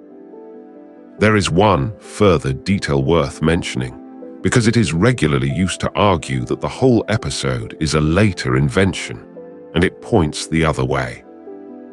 Mark and Matthew both record a second, separate feeding of 4,000 on a different occasion, in a different place, with 7 loaves and 7 baskets of leftovers rather than 5 and 12. 2 similar miracles looks, at first glance, like one story told twice and accidentally preserved in duplicate. But then Mark does something that makes no sense if that were the case. After the second feeding, in a boat, the disciples realize they have forgotten to bring bread and are anxious about it. And Jesus asks them, with evident frustration, whether they still do not understand, reminding them of the 5 loaves and the 12 baskets, and then of the 7 loaves and the 7 baskets, as 2 distinct events they had both witnessed. The passage exists to make the disciples look slow. It preserves both numbers precisely. And it is written by someone who clearly believed they were separate occasions and expected his readers to know it. An editor tidying up a duplicated story does not write that scene. He removes one of them. And now we arrive at the part that changes the story. John writes that Jesus, perceiving that they were about to come and take him by force to make him king, withdrew again to the mountain by himself. Read that carefully. The crowd's reaction to being fed was not primarily gratitude or worship or even amazement. It was a political conclusion. And their reasoning was entirely sound within their own framework. Moses had led Israel out of Egypt, and God had fed them with manna in the wilderness. Deuteronomy contains a promise that God would raise up a prophet like Moses, and that promise was live and much discussed. A man who feeds thousands in a wilderness is doing the thing Moses did. Add the circumstances. Herod had just killed their prophet. Rome occupied the country. There was a widespread expectation of a deliverer who would be a king in the ordinary sense, someone who would raise a force and remove the occupier, as the Maccabees had done 2 centuries earlier. Here was a man who had demonstrated, in front of thousands, that he could feed an army indefinitely. That is not a spiritual observation. It is a logistical one. The single hardest problem in raising a rebellion in the ancient world was supply. Armies did not fail for want of courage. They failed for want of bread. A leader who could solve, that had removed the main constraint on revolt. So the crowd reached for him, and the word John uses is force. They intended to take him and make him king whether he agreed or not. And he left, alone up the hill, away from all of them. This is one of the most consequential refusals in the Gospels, and it is easy to skip past. At the peak of his popularity, offered exactly the role that a large part of the population wanted the Messiah to fill, with the crowd already moving to install him. He removed himself from the situation entirely. Not argued, not negotiated, withdrew. What happened that night is the second episode, and John places it here for a reason.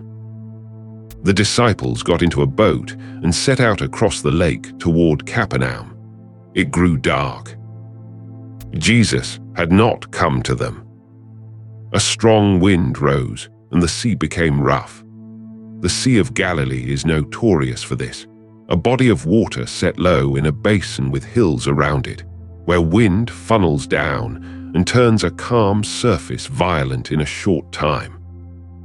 They had rowed some distance, John says 3 or 4 miles, when they saw him walking on the sea and drawing near the boat, and they were frightened. And he says to them, "It is I, do not be afraid." The Greek in that phrase is worth knowing about. What he says is ego eimi, literally, I am. It is the ordinary way of saying it's me, and it is also, unmistakably to anyone who knew the scriptures, the name God gives himself at the burning bush when Moses asks who is sending him. John uses that construction repeatedly and deliberately throughout his gospel. Whether every occurrence carries the full weight is debated. Here, on a lake at night, in the middle of a sequence saturated with Exodus imagery, it is very difficult to read as accidental. And notice the shape of these two events together, because it is not random. In the afternoon, he fed a multitude in a wilderness, as Israel was fed in the wilderness. That night he came to his people across the water, in the dark, in a storm, as Israel was brought through the sea. Feeding and sea crossing, manna and exodus, he is not simply performing wonders. He is walking through the founding story of the nation and doing the things God did in it. The crowd caught the first half of that and drew a political conclusion. The next morning, they came looking for him. They worked out that he had not left in the boat, found other boats, and crossed to Capernaum. When they found him, they asked, reasonably enough, when he had got there. He does not answer the question. What he says instead is one of the bluntest things recorded from him. "You are looking for me not because you saw signs, but because you ate the loaves and were filled." That deserves a moment. He is not condemning them for being hungry. Hunger is not a moral failing, and he had just spent an afternoon addressing it. He is telling them that they had missed what the feeding was. They had received a sign and taken it for a service. They had seen an act intended to point beyond itself and concluded, quite naturally, that they had found a solution to the food problem. And then he asks them for something considerably harder than gratitude. The conversation that follows is what is usually called the bread of life discourse, and it is the longest sustained teaching in John's Gospel before the final night. Before the exchange itself, it is worth knowing the manna story properly, because the crowd quotes it and the whole conversation turns on it. In the book of Exodus, the people of Israel leave Egypt and within weeks are in a desert with no food. They complain bitterly and with some justification that they have been brought out to die of hunger and that at least in slavery there had been bread. What follows is described as bread from heaven. Each morning, a fine flake-like substance lay on the ground with the dew, and the people gathered it. Its name, manna, comes from their question on first seeing it, manhu meaning what is it? And the rules attached to it are the part that matters here. They were to gather only what they needed for that day. Anyone who hoarded found that the surplus spoiled overnight and bred worms. The single exception was the day before the Sabbath, when a double portion could be gathered and would keep. So the arrangement was deliberately structured to prevent accumulation. You could not store it, could not stockpile it, could not build security out of it. Every morning you went out and gathered again, and every morning it was there. It lasted 40 years, and it stopped. The text is specific about this. On the day they ate the produce of the land they had been promised. The moment they could feed themselves, the provision ended. That is the story sitting behind every line of the conversation at Capernaum. When the crowd says, "Our fathers ate manna in the wilderness," they are not making a historical observation. They are stating the standard against which they are measuring him. Moses provided daily for 40 years, and you have provided once. And when he answers that it was not Moses who gave the bread, he is correcting the attribution before he says anything else. Moses did not make the manna appear. He was present while it happened. The crowd, quite fairly, asks for a sign. Our fathers ate manna in the wilderness, they say, as it is written, he gave them bread from heaven to eat. Which is a pointed request. Moses provided bread daily for 40 years. You have done it once. If you are the prophet like Moses, do what Moses did. His answer redirects it. It was not Moses who gave you the bread from heaven, he says. It is my Father who gives you the true bread from heaven. And then, I am the bread of life. Whoever comes to me shall not hunger, and whoever believes in me shall never thirst. The crowd had asked for a repeat performance. He tells them that the bread was never the point, and that he is offering them himself. The language becomes more difficult from there, not less. He speaks of the bread being his flesh, given for the life of the world and of the necessity of eating it. To an audience for whom the consumption of blood was expressly forbidden and viscerally repellent, this was not a comfortable metaphor. The text records them disputing among themselves about what he could possibly mean. Christians have argued about the interpretation of that passage for 2,000 years, and this is not the place to settle it. What matters for the story is simpler, and it is not disputed by anyone.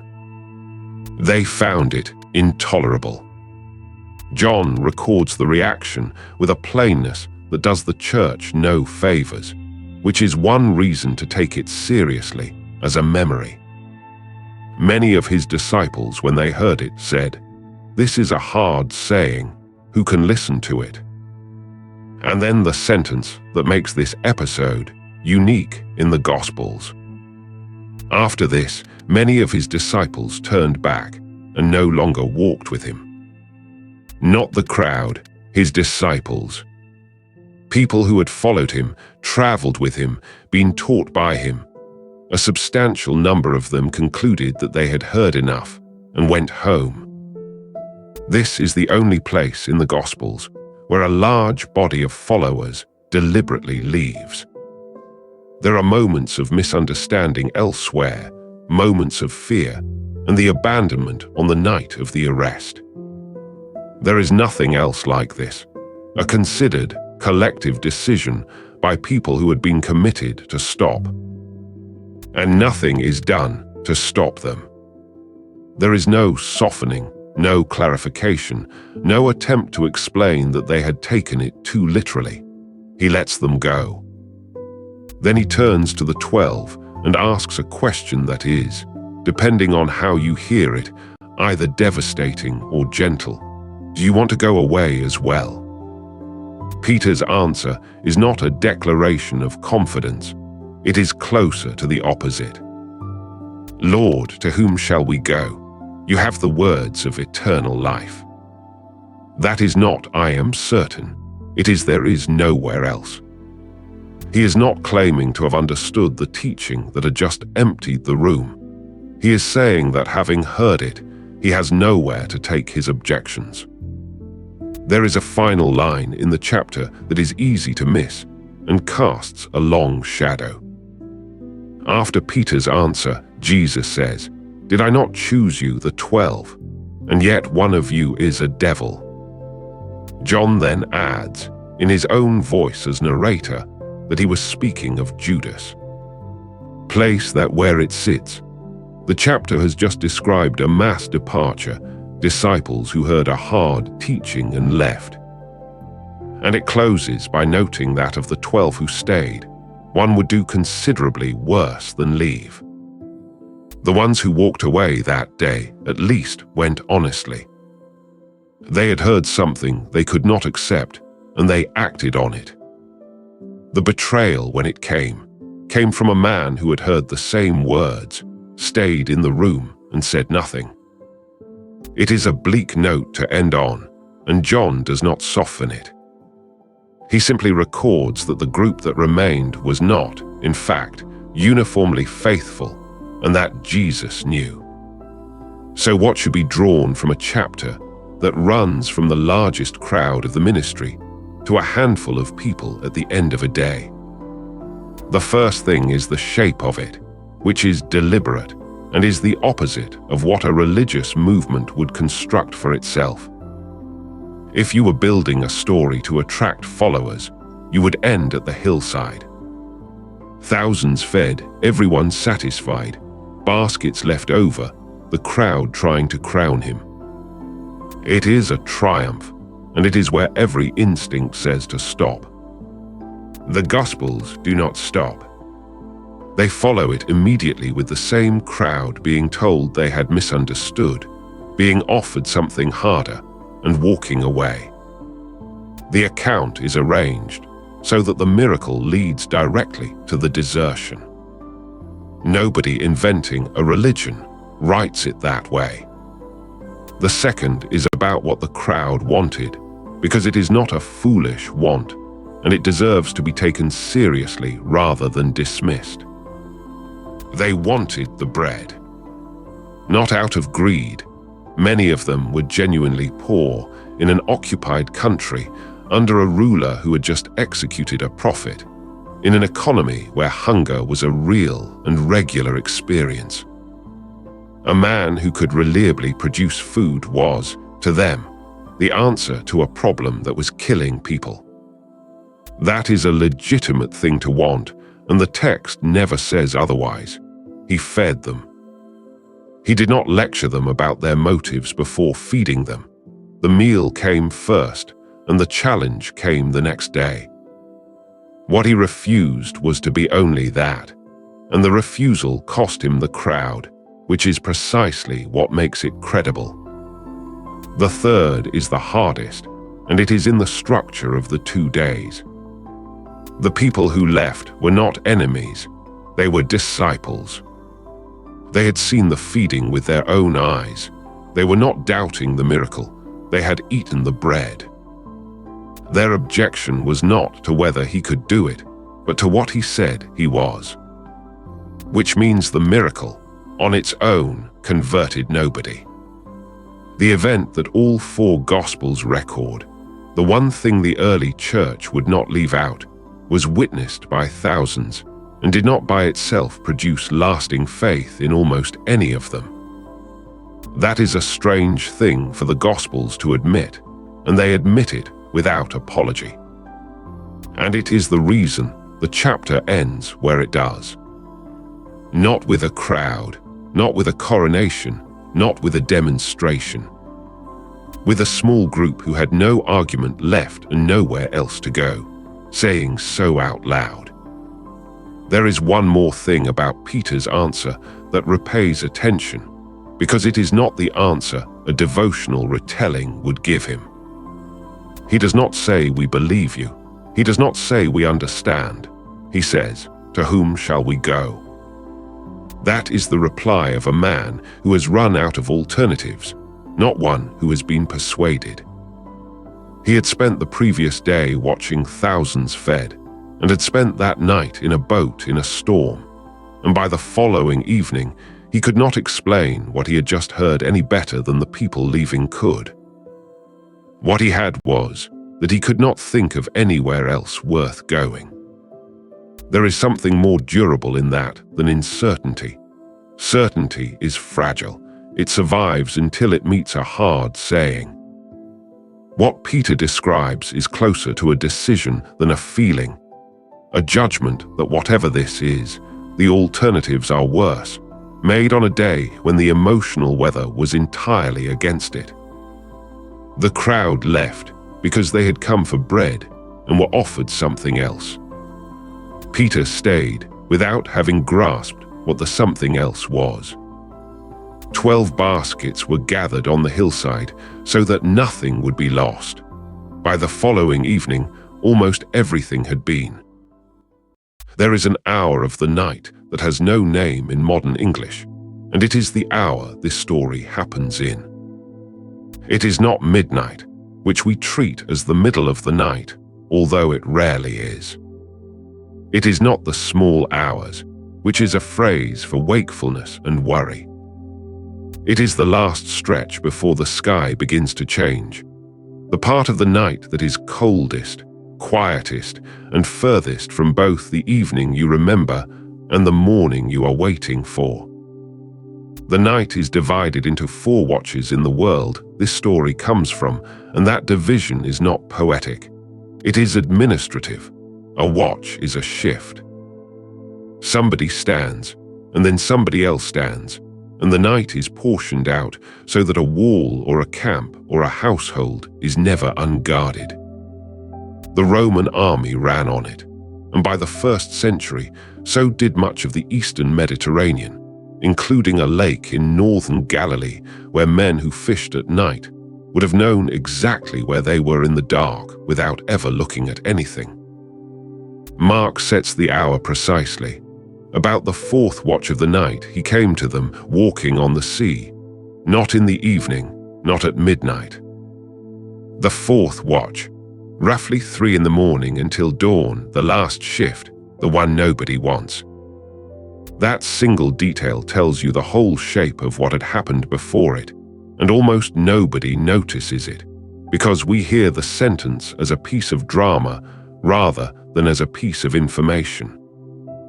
If he came in the 4th watch, then they had been out there through the 1st, the 2nd, and the 3rd.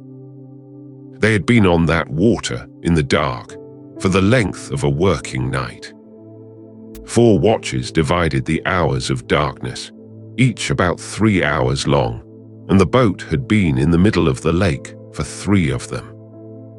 It is worth pausing on the counting itself, because there were 2 systems in use, and the choice between them tells you something about who an account was written for.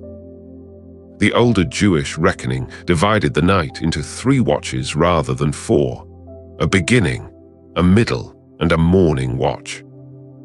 The Roman system, which came with the army and spread with it, used 4, each of about 3 hours, so that a sentry stood one shift and slept the rest. Mark uses the Roman 4. Elsewhere in his account, he even names them in the Roman order: evening, midnight, cockcrow, dawn, as a way of saying at what hour a household might be caught unready. A writer reaches for the time-keeping his readers live by. The 4th watch is not an exotic flourish. It is the way an ordinary person in the Roman world would have said 3:30 in the morning, and it would have landed on the first hearers with the flat familiarity of a shift pattern. 2 things follow from that. The first is that this is a report with a clock in it, which is not what invented stories usually contain. The second is that a listener in the 1st century, hearing 4th watch, would immediately have felt the length of what came before, the way anybody who has worked nights knows exactly what it means to hear that something happened at 4 in the morning. This is a story about the night crossing of the Sea of Galilee. Where it happened, what the water is actually like, what kind of boat they were in, how far they got, why they could not get further, and what it means that the account is so careful about the hour. Very little of this, is disputed. Most of it comes from geography, from archaeology, and from the plain wording of the accounts themselves, and it is worth knowing because the familiar picture, a calm blue lake, a small boat, a figure approaching over the water, leaves out almost everything that made the night hard. To understand the crossing, you have to understand the lake, because the lake is not an ordinary body of water, and it does not behave like one. The Sea of Galilee is not a sea. It is a freshwater lake, fed by the Jordan from the north and drained by the Jordan to the south, and its character comes almost entirely from where it sits. It lies in the Jordan Rift Valley, a long geological trench running down through the region, and the land on either side of it rises steeply and quickly. The lake lies about 200 meters below the level of the sea. Think about what that means for a moment. A body of open water sitting in a hole 200 meters deep, with hills and plateaus standing above it on almost every side. The Golan Heights rise to the east, hills close in to the west. The air down at the surface is warm. The basin is sheltered and subtropical in feel, which is exactly why the fishing was good and why the shore was densely settled.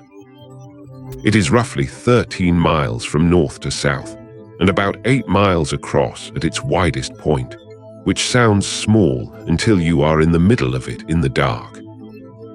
From the middle you can see lights on both shores. That is not a comfort.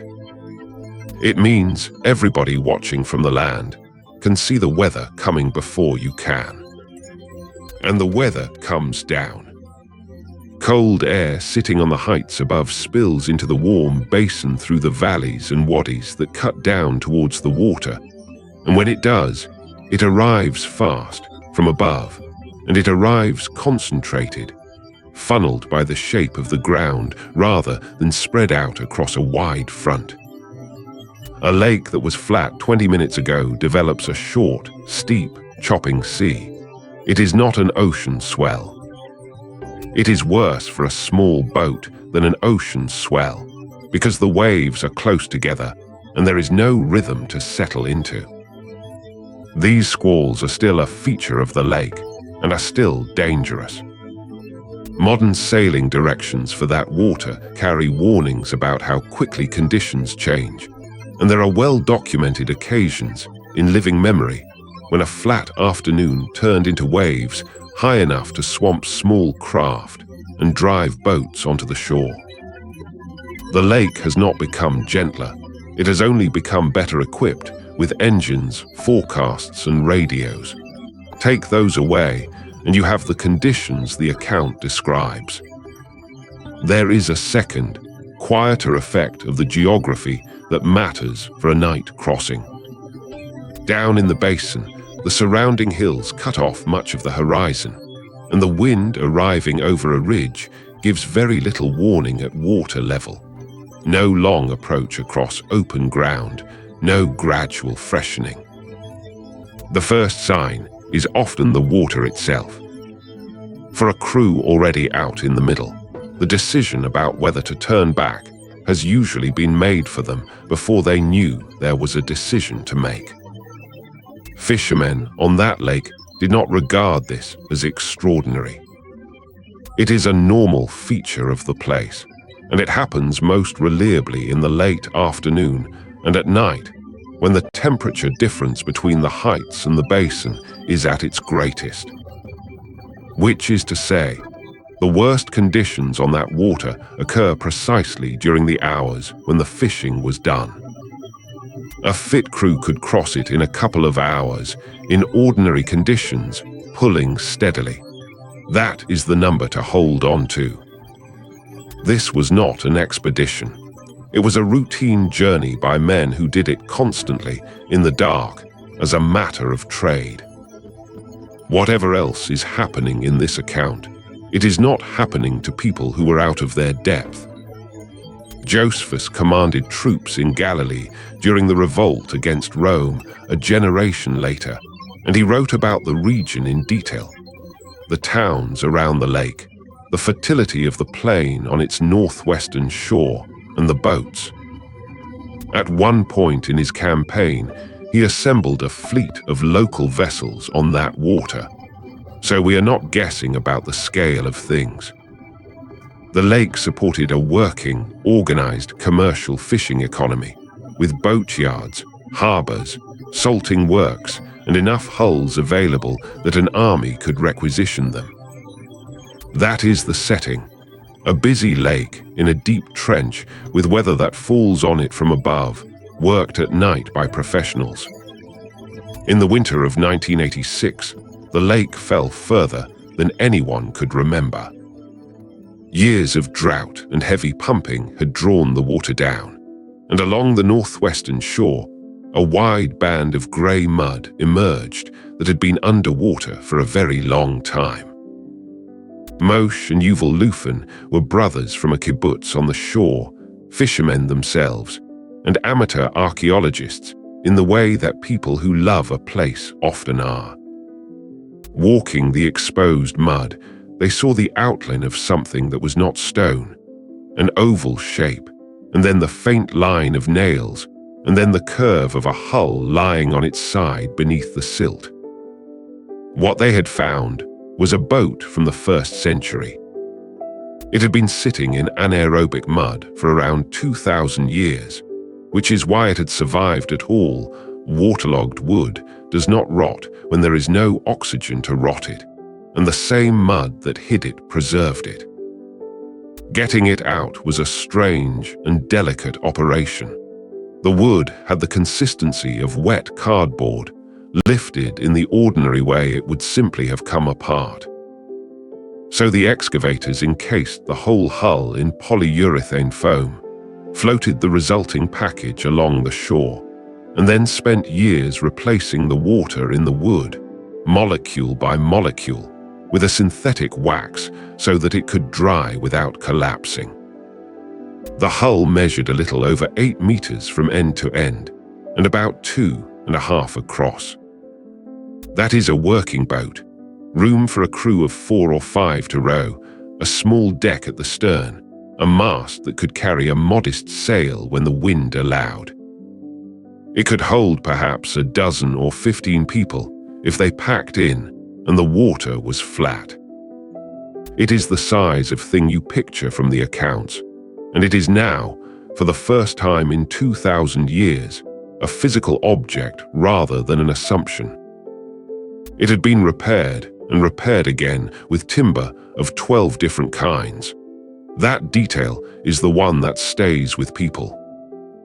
A boat built mostly of cedar planking and oak frames, but patched over its working life with whatever was available: pine, sycamore, willow, hawthorn, and more. It was not a rich man's vessel. It was an old boat, kept alive by a family who could not afford a new one, mended until the mending itself became the structure. The recovery itself is worth a moment because it was done under pressure. Word of the find spread quickly. The water was expected to rise again, and there were people on the shore who assumed a 2,000-year-old boat must contain treasure. The excavation ran day and night for a little over a week, with a team working in mud, sprinkling the timbers constantly so that the wood never dried and cracked while they uncovered it. Then the conservation, which took years rather than days. Waterlogged ancient wood cannot simply be dried. The water is holding the collapsed cell walls apart, and removing it makes the whole object shrink and fracture into splinters. So the hull was immersed in a heated bath of synthetic wax, in a concentration raised slowly over a long period, until the wax had entered the wood and taken the place of the water. Only then could it be brought into the air. The boat that visitors see today is, in a real sense, a wooden object held in shape by chemistry. Whatever boat crossed the lake that night was something like this: low in the water, open, rowed. No keel to speak of, because a lake boat working close inshore does not want one. Steered with an oar at the stern, and in a chopping cross-sea, extremely hard work. Now go back to the evening before, because the crossing does not begin with the storm. It begins with a decision that the accounts are oddly insistent about. They had spent the day in a remote place on the northeastern side of the lake, where an enormous crowd had gathered, and where the crowd had been fed. What happened next is stated in different words by different writers, but with the same underlying urgency. The crowd wanted to take him and make him a king, and he would not have it, and he removed himself and his companions from the situation immediately. It is worth understanding why a crowd wanting to crown someone was a crisis rather than a compliment. Galilee was occupied territory under a client ruler, in a province where Rome had put down more than one popular movement within living memory. A large crowd in a remote place, hungry, excited, and talking about a king, was precisely the shape of thing that got villages burned. There was nothing sentimental about the danger. It was the ordinary arithmetic of an occupied country. There was a second reason, and it runs deeper than politics. John notes that Passover was near, and Passover is the feast of bread and deliverance, the memory of a people fed in the wilderness on the way out of slavery. A crowd fed with bread in a wilderness at Passover by a man from Galilee would reach for exactly one conclusion. Here is the new Moses, and he will do it again, and this time the empire is Rome. The feeding had been read correctly as a sign, and then immediately misread as a manifesto. So the crowd wanted a bread king, and the disciples had spent the afternoon distributing the bread. Whatever they thought was beginning that day, they were inside it rather than watching it. That is worth holding on to when the same men are terrified on the water a few hours later. They had not come from a quiet day. He made the disciples get into the boat and go on ahead. That is the phrasing, and it is stronger in the Greek than it sounds in English. It carries the sense of compelling them, of overriding an objection. They did not want to go without him. They went because they were made to go. Then he went up the hillside alone to pray, and the crowd dispersed, and the light went, and out on the water 12 men began the ordinary business of rowing home. The wind was against them. That is Mark's whole explanation, and it is sufficient. Cold air off the heights, falling into the basin, driving down the length of the lake against the direction they needed to travel. In a boat like that one, with oars and no keel and a shallow draft, a headwind is not merely slow, it is a wall. Every stroke has to overcome the wind's push on the hull and on the men themselves, and between strokes, the boat gives back most of what the stroke gained. John gives the distance rather than the hour. When they had rowed about 3 or 4 miles, they saw Jesus walking on the sea. Different writers notice different things, and the two details fit together exactly. There is a small geographical detail that fits so quietly it is easy to walk past. They set out towards one place on the north shore and came ashore at another.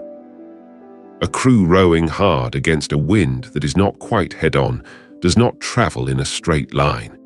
It is pushed sideways all night, losing ground it cannot see itself losing, and arrives somewhere along the coast rather than at the door it aimed for.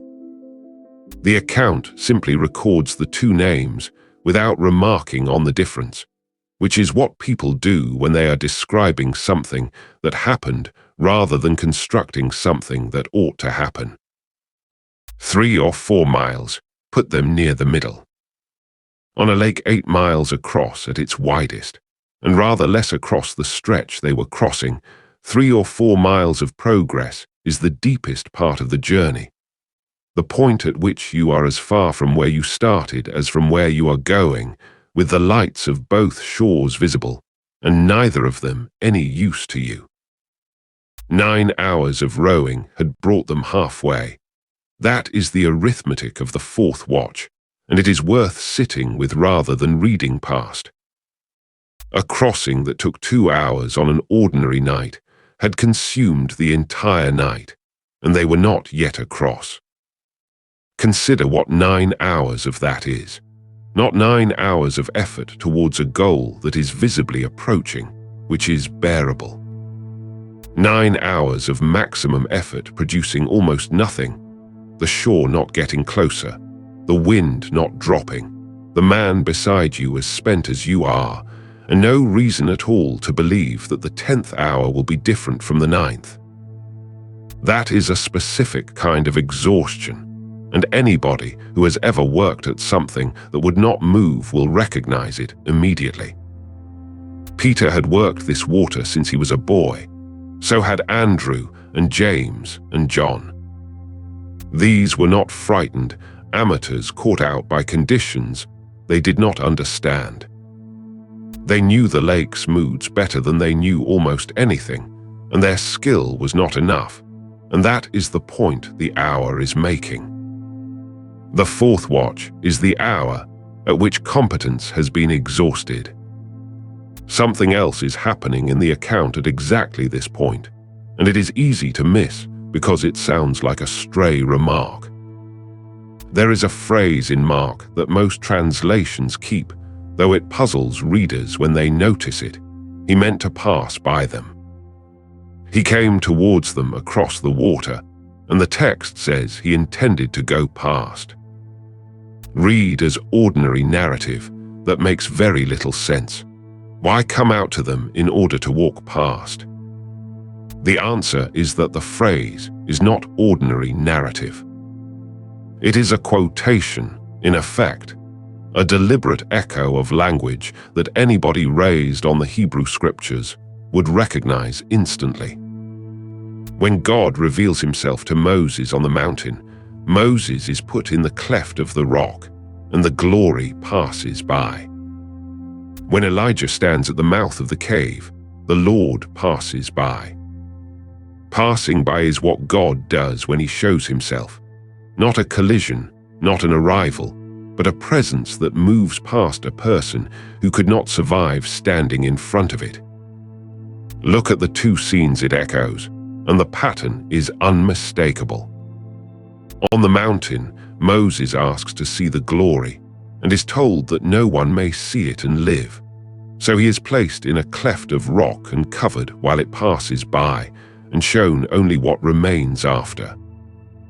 At the cave, Elijah, exhausted, frightened, and convinced he is the last one left, is told to stand on the mountain because the Lord is about to pass by. And the wind and the earthquake and the fire come first, and God is in none of them, and afterwards there is a sound like thin silence. Both scenes involve a person at the end of their endurance.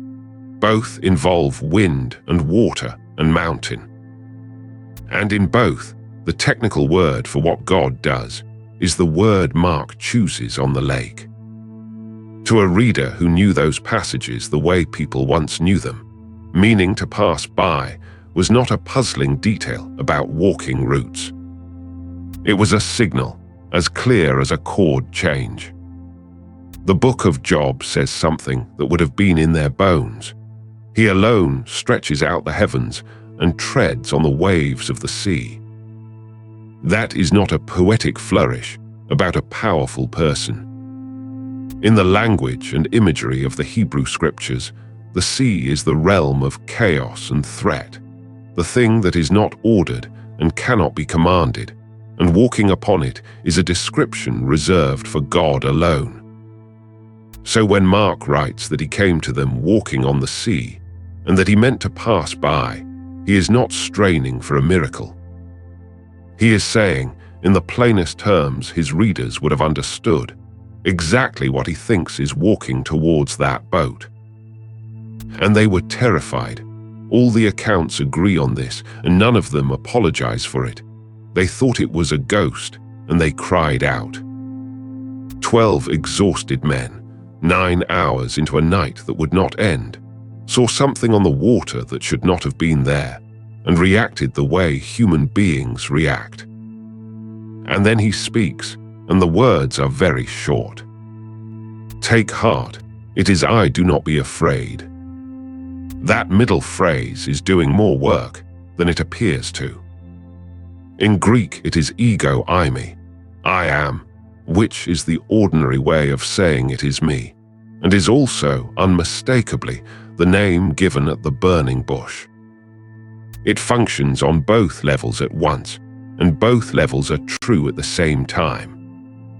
It is the reassurance of a familiar voice, identifying itself in the dark, and it is the divine name spoken over deep water in the last watch of the night.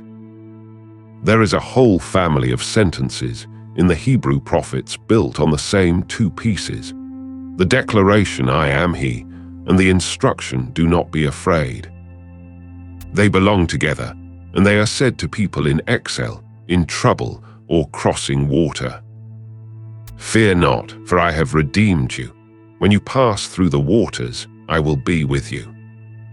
The pairing on the lake is not an accident of phrasing. It is the oldest formula in the book, delivered in 3 seconds to men who were too tired to notice they had just been quoted at. And the order matters. Take heart comes first, before the identification and before the instruction. Whoever is speaking begins by addressing the state they are in, not by correcting their theology. The explanation of who this is arrives second, and the command not to be afraid arrives third, after there is a reason not to be. Notice what the words do not include. There is no explanation. There is no rebuke for their fear, and no answer to the obvious question of why they had been sent out into a headwind in the first place. 3 short phrases, 2 of which are about their fear, and 1 of which is about who is speaking. That is all. Mark wrote the earliest of the accounts, and his is the barest. He does not include Peter's attempt to walk out on the water. That is Matthew's, and it is a different kind of story with a different point.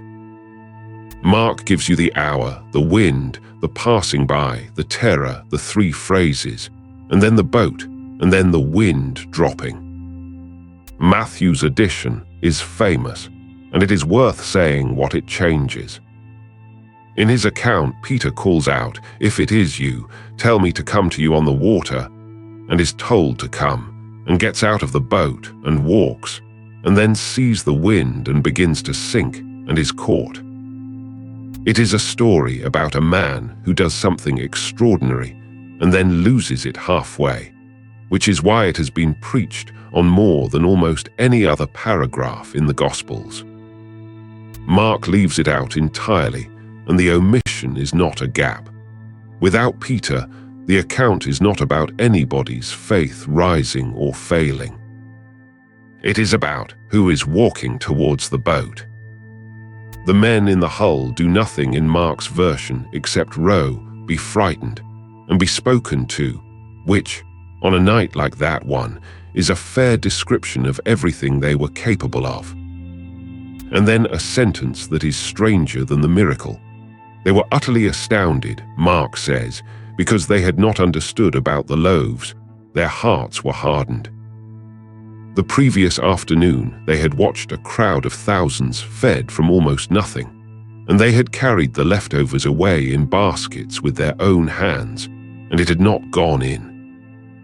Not because they were foolish, but because that is not how understanding works. A thing can happen in front of you, and you can help with it, and still not have absorbed what it means until much later, often not until you are somewhere much harder. Which brings this back to the hour, and to why that small administrative detail about watches is worth an entire episode. The fourth watch is the last one. If help arrives in the first watch, the night has been interrupted. If it arrives in the fourth, the night has been endured. Everything that could be tried has been tried, and the arrival does not spare anybody the previous 9 hours. It comes after them at the end, when the strength is gone and the shore is still not there. That is not a comfortable pattern, and this account does not smooth it over. He was on the mountain while they were on the water. Mark even says he saw them straining at the oars, which raises the question every honest reader eventually asks. He saw, and he waited until the fourth watch. The text offers no defense of that and no explanation for it.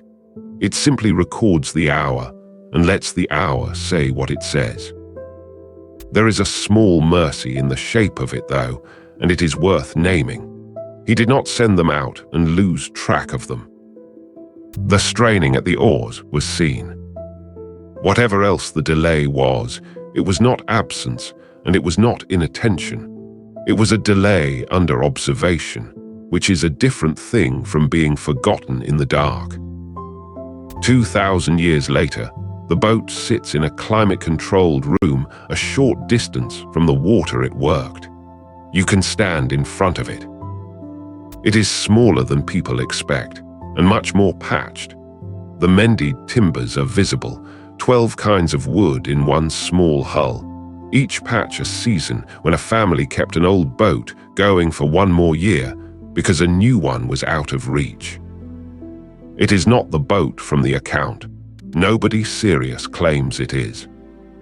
It is simply a boat of that lake, from that century of that size, worked by people of exactly that trade, and standing in front of it does something that reading cannot do. It makes the 8 meters real. It makes the low freeboard real. It makes it obvious how much water would be coming aboard in a short, steep chop, and how heavy the oars would be by hour 9. It is worth saying plainly what the physical evidence can and cannot do, because that boundary matters, and it is often blurred. The mud of Ginesaw can tell you the size of a 1st century Galilean hull, the woods it was built and mended with, and how a crew of that period sat and rowed. Geology and meteorology can tell you why the wind falls on that lake the way it does, and how long a crossing should take when it does not. None of that establishes anything at all about what happened in the 4th watch. It establishes the room the account is set in, the dimensions, the temperature, the weight of the oars, and leaves the account itself exactly where it was. That is not a weakness. It is how any old report should be read. You check what can be checked. You find that the checkable parts hold together and fit the place, and you notice that a writer who was inventing freely had no reason to specify a shift number, a distance, or an inconvenient detour along the coast. Then the part that cannot be checked stands or falls on its own, in the open, without being propped up by things it never claimed. The details are not decorations on the story. They are the story, or at least the part of it we can weigh and measure. A trench in the earth filled with fresh water, cold air falling into a warm basin, a patched hull with no keel. 4 watches, and a wind that held through 3 of them. Professionals doing everything correctly and getting halfway. What happened after they landed is almost comic in its ordinariness. They moored the boat and were recognized, and within a very short time, the whole district knew where they were, and people began carrying the sick into the marketplaces on mats so that they might touch even the edge of his cloak. No rest, no debrief about the night. The crew who had rowed until dawn stepped out of the boat into a working day, and the account moves straight on, because that is what the days were like. Nobody in the boat, as far as we are told, ever asked him why. There is no recorded conversation afterwards about the wind, or the hour, or the mountain. Whatever they understood it slowly and mostly later, which is the honest pattern of these accounts, and one of the reasons they read as memory rather than as design. If you are listening to this at night, there is a reasonable chance you are somewhere in the third watch of something. Most of the difficult stretches in an ordinary life are not dramatic. They are simply long, and they are made of repeated effort that does not appear to be moving anything in the dark while other people are asleep. The account does not promise that the fourth watch will be short. It does not say the wind will stop before you are tired. What it says is that the hour is known, that it has a name and a number, that somebody has counted the watches, and that being seen straining at the oars is not the same as being alone on the water. And there is one more thing the hour gives you, which only shows up if you sit with the timekeeping rather than the drama. A watch ends. That is the whole nature of a watch. It is a defined shift, with a beginning and an end, kept by somebody whose job is to stand through it. The night on that lake was not endless. It was 4 watches long, and the fourth one was the last one, and it was already running when he came.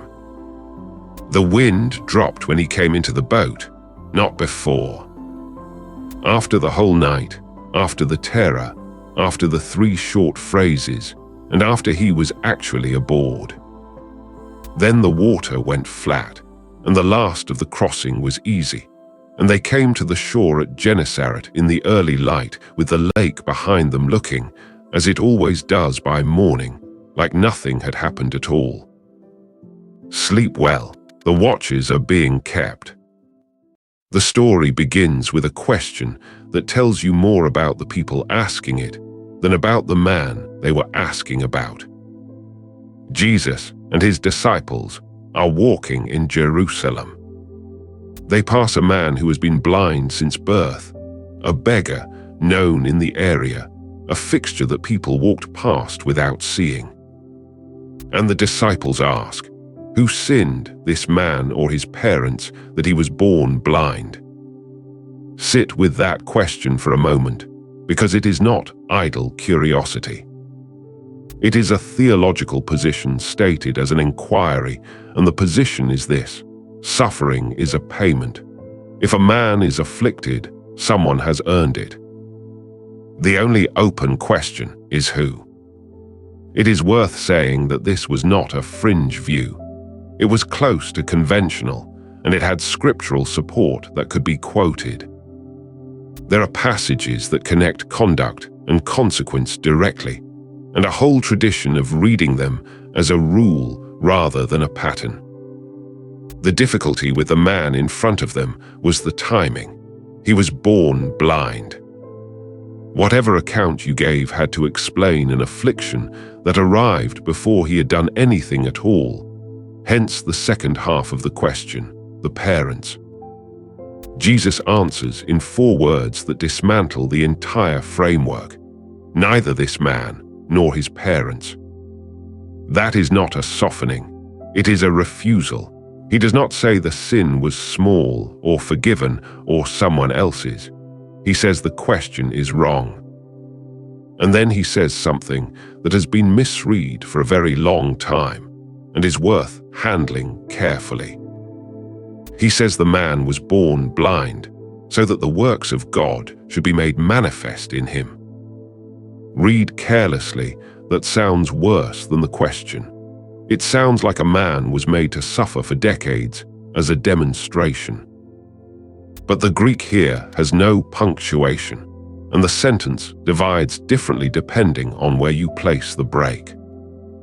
Many readers, and a good many translators, take it as, neither this man nor his parents sinned.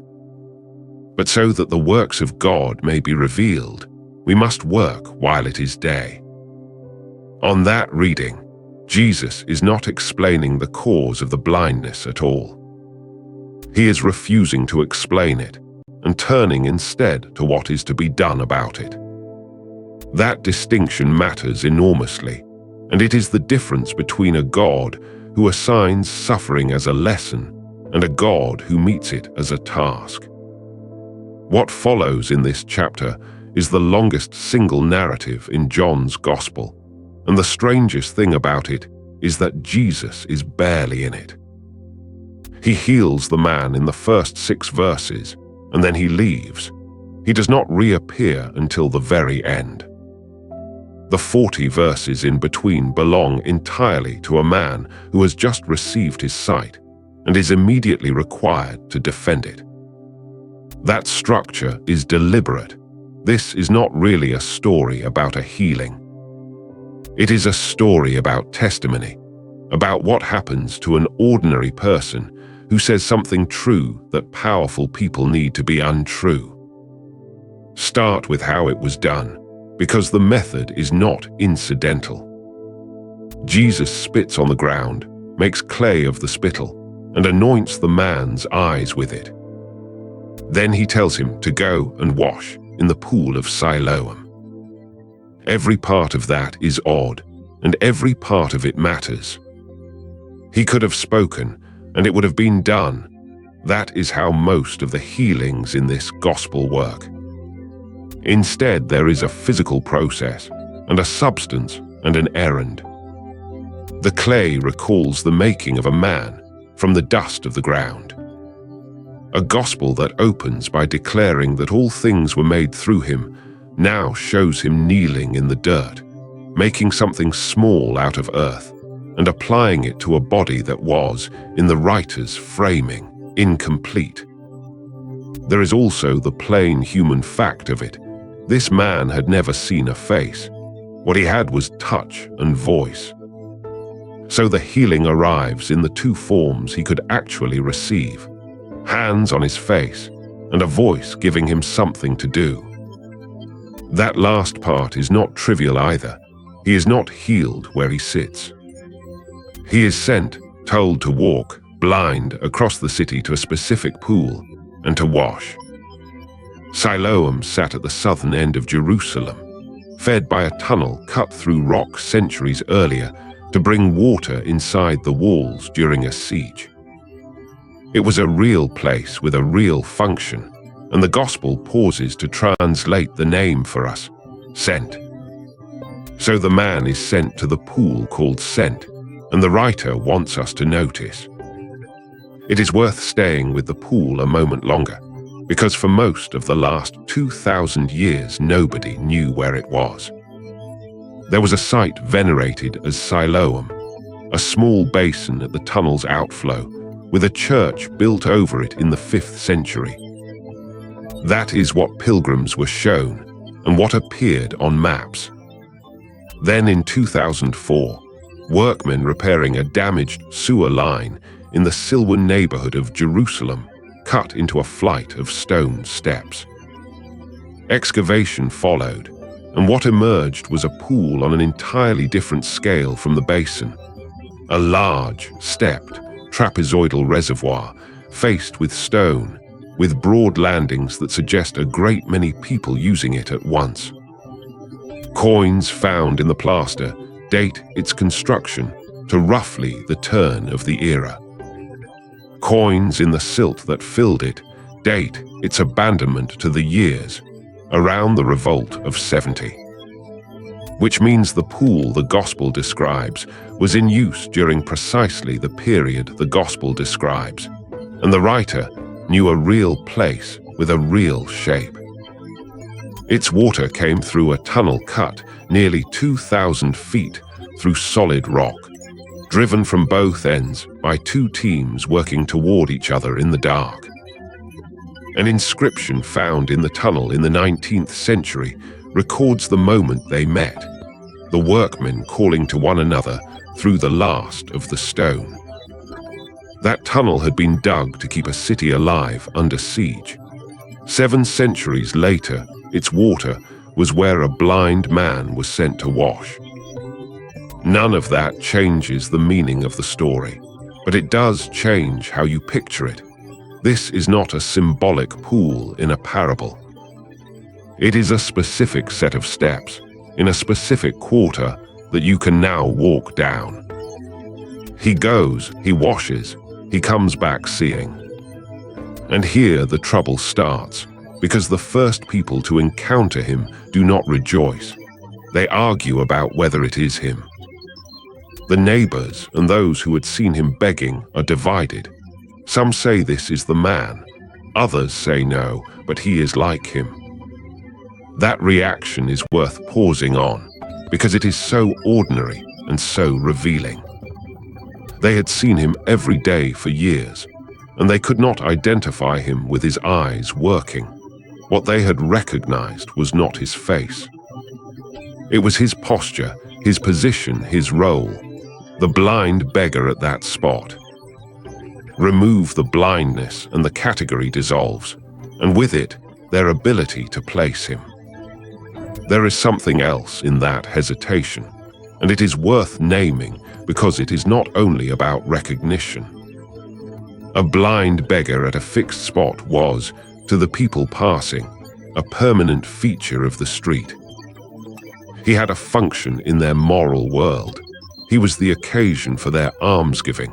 He gave them somewhere to be generous. Remove the blindness, and that function disappears. The man is no longer a recipient. He is a neighbor, someone who might now want work, or a place, or an opinion.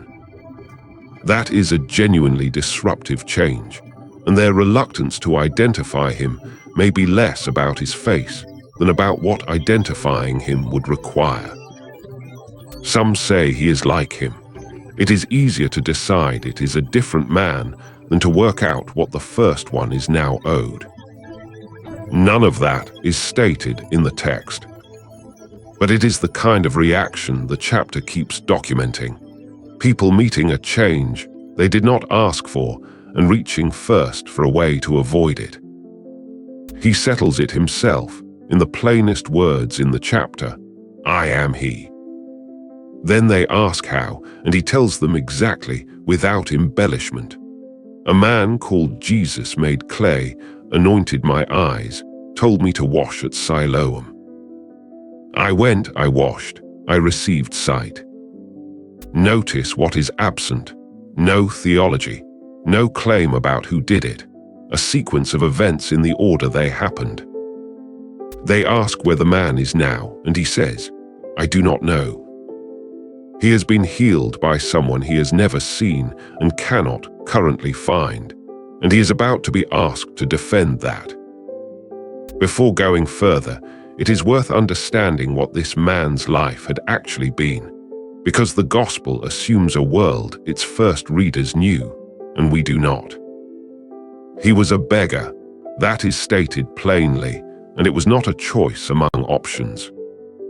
In 1st century Jerusalem, a man blind from birth had essentially no route to a trade.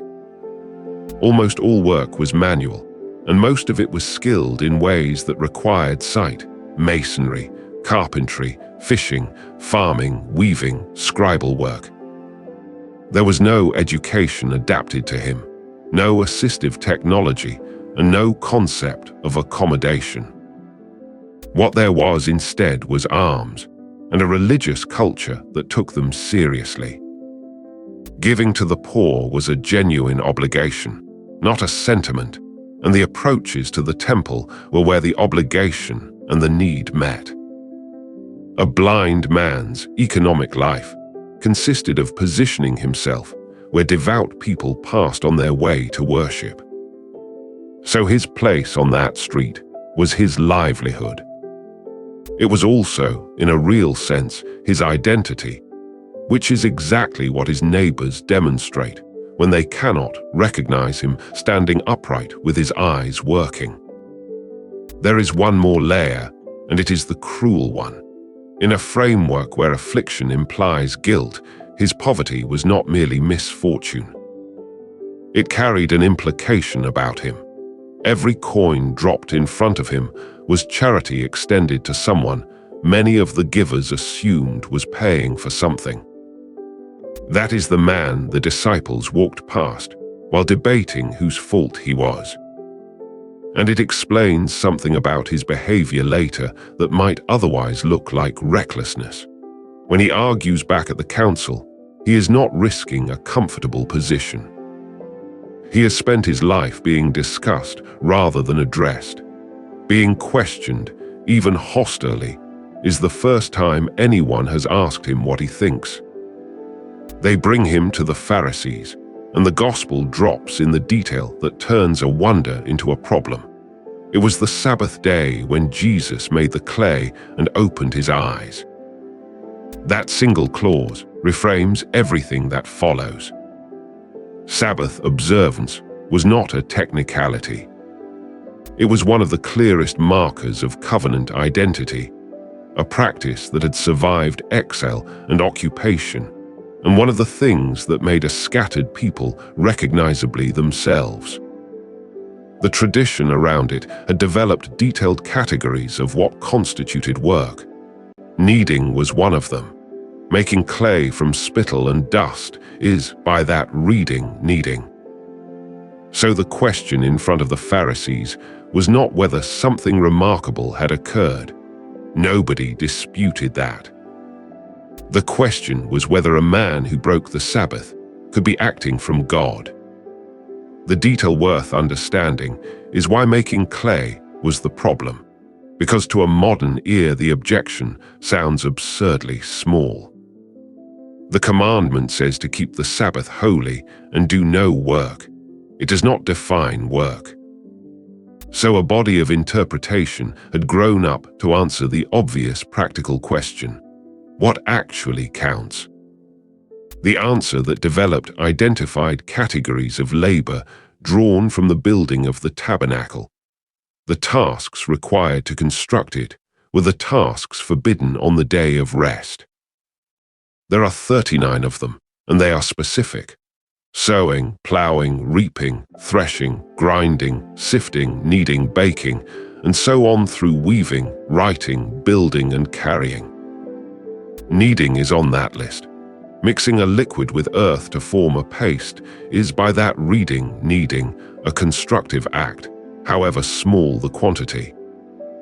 There was also a second principle at work, and it is the more important one. Saving a life overrode the Sabbath entirely. Nobody disputed that. A man crushed under rubble was dug out. A woman in labor was attended. But that permission was for danger to life. A man blind from birth was in no danger. He had been blind for decades and would still be blind on Sunday. There was no urgency that the framework recognized, which meant a healing performed on the Sabbath for a chronic condition was not a rescue. It was an elective act done on the wrong day. So the objection is not pedantry. Within the system it is coherent. The healer had a choice about when, and chose the one day he was not supposed to. And that is precisely the point Jesus keeps pressing in this gospel, because he does it repeatedly and always deliberately. The man at Bethesda had waited 38 years and was healed on a Sabbath too. These are not accidents of scheduling. He is putting a question to the framework on purpose. And they divide. Some say, this man is not of God because he does not keep the Sabbath. Others say, how can a man that is a sinner do such miracles? That division is the honest center of the chapter, and it deserves to be stated fairly. Both groups are reasoning from real principles. One holds that the law is how God has made himself known and cannot be set aside by a private wonder. The other holds that the wonder itself is evidence and cannot be dismissed by a rule. Neither position is stupid. They are irreconcilable, and the man who can see is standing in the middle of them. So they turn to him and ask what he says about the one who opened his eyes. He says he is a prophet. It is a careful answer and an escalating one, not the Messiah, not God. A prophet, a man who speaks for God, which is the smallest claim that fits the evidence he personally has. He is reasoning from what happened to him and nothing else, and that is what makes him so difficult to move. Then comes the maneuver that shows how the inquiry has changed character. They stop investigating the healing and start investigating whether there was ever a blindness. They did not believe, the gospel says, that he had been blind and received his sight. This is the move of people who have decided the answer. If the man was never blind, there is no miracle, no Sabbath problem, and nothing to explain. So they summon his parents. What the parents say is one of the most quietly devastating passages in the Gospels. They confirm two things. This is our son, and he was born blind. Both are matters of fact they cannot deny.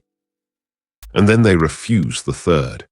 By what means he now sees, we know not, or who has opened his eyes, we know not. He is of age.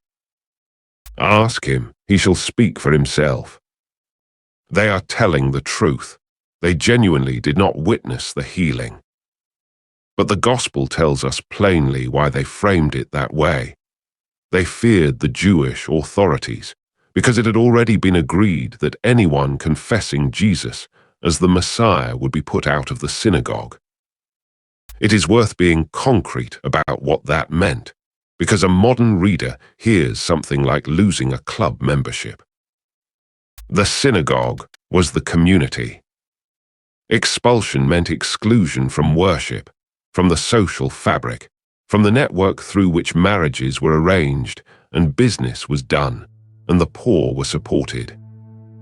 For a family of limited means, in 1st century Jerusalem, it was closer to being made a non-person. The word John uses for that penalty appears in only one place in the entire New Testament, this gospel, 3 times, and nowhere else. It means, literally, out of the synagogue. That has made it one of the most closely examined details in the chapter, because the historical question it raises is a real one. Was there a formal policy of expulsion for confessing Jesus as Messiah during his lifetime? Or is the gospel describing something its own readers were living through decades later? Most scholars take the second view, and it is worth stating without alarm because it does not diminish the story. It deepens it. The gospel was written down a long time after the events. Most place it toward the end of the 1st century. By then, the situation for Jewish followers of Jesus had changed profoundly. What had begun as a movement within Judaism was becoming something that could not comfortably remain inside it, and communities were being forced to choose.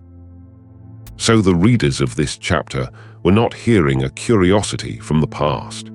Many of them had parents who had done exactly what this man's parents did.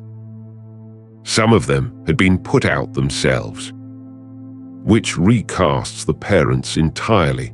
They are not there to be despised. They are there to be recognized. The gospel puts on the page the precise calculation its readers had watched their own families make. The truth told as far as it is safe, the dangerous part handed on. And it does not condemn them. It simply records what they said and why, and lets the contrast with their son do the work. There is something quietly generous in that. The writer had every opportunity to make them villains and declined. So the parents perform a calculation that almost anyone would recognize. They tell the truth as far as it costs them nothing and hand the dangerous part to their son. He is of age, ask him. And there is something painful in it that the text does not soften. Their son has just received his sight after a lifetime of blindness. The thing they must have prayed for, and their first recorded act is to put distance between themselves and it. They are not villains. They are frightened people doing what frightened people do. But the contrast is the point of the chapter.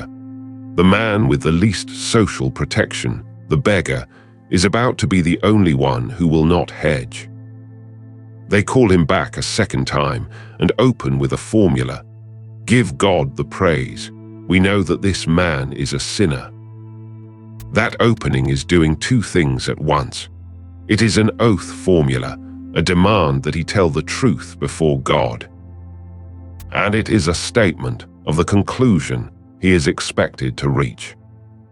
His answer is the line the chapter is remembered for, and it is a masterpiece of restraint. Whether he be a sinner or no, I know not. One thing I know, that whereas I was blind, now I see. He concedes everything he cannot speak to. He will not be drawn on the theological category. He simply declines to surrender the one thing that is his own, what happened to him. That is not defiance for its own sake. It is a man refusing to describe his own life in someone else's words. They press again. What did he do to you? How opened he your eyes? And here his patience gives out, and something unexpected happens. He starts arguing back. I have told you already, and you did not hear. Why would you hear it again? Will you also be his disciples? That is not the reply of a frightened beggar. It is a sharp, almost mocking question, and the sarcasm of it is unmistakable in any translation. They revile him and draw the line explicitly. You are his disciple. We are Moses' disciples. We know God spoke to Moses. As for this fellow, we do not know where he is from. And the man, untrained, unschooled, with no standing whatever, takes that sentence and turns it into an argument. Why, herein is a marvelous thing, he says, that you do not know where he is from, and yet he has opened my eyes. Then he lays out the reasoning step by step. God does not hear sinners. He hears those who worship him and do his will. Since the world began, it has not been heard that anyone opened the eyes of a man born blind. If this man were not of God, he could do nothing. It is a genuinely good argument, and it is built entirely from premises they themselves hold. It is worth appreciating just how good that argument is, because the chapter does not pause to admire it, and it deserves a moment. He builds it in 3 steps, and every premise belongs to the men he is arguing with. First, God does not hear sinners, but hears those who worship him and do his will. That is not his invention. It is a settled principle they would all have affirmed, and it appears repeatedly in the Psalms and the prophets. Second, since the world began, nobody has opened the eyes of a man born blind. Also true, and they know it, there is no precedent in the scriptures for this particular healing. Other conditions, yes. Congenital blindness, no. Third, the conclusion. If this man were not of God, he could do nothing. That is a valid argument from premises his opponents hold. It is the kind of reasoning their own training would recognize and reward, and it is being made by a beggar who has been able to see since that morning. And notice where it puts them. They cannot deny the first premise without abandoning their theology. They cannot deny the second without abandoning Scripture. They have already tried to deny the healing itself and failed, because his parents confirmed the blindness. The argument is, within their own system, unanswerable. Which is exactly why what happens next happens. When a position cannot be defeated on its merits, the remaining move is to disqualify the person holding it. Their answer is not a counter-argument. It is the oldest move available when the reasoning has run out. You are altogether born in sins, and do you teach us?" They fall back on the very theology Jesus rejected in the opening verse. His blindness proves his sinfulness. His sinfulness disqualifies his testimony, and therefore nothing he says need be considered. And they cast him out. That is where the chapter's central irony completes itself. The man has gained his sight and lost his community. He can see, and he has nowhere to go. And then Jesus, who has been absent for 40 verses, comes looking for him. The gospel is precise about this. Jesus heard that they had cast him out, and when he had found him, he said to him, "Do you believe on the Son of God?" He is sought out, not by chance. The healing was not the end of the transaction, and the man's loyalty under pressure was not the price of anything. He is simply found. At the moment, he has been discarded. His answer is the same honest posture he has held throughout. "Who is he, Lord, that I might believe on him?" He is still working from what he actually knows, which is nothing about this man's identity. He has never seen his face. There is a detail here that is easy to pass over, and is, on reflection, the most tender thing in the chapter.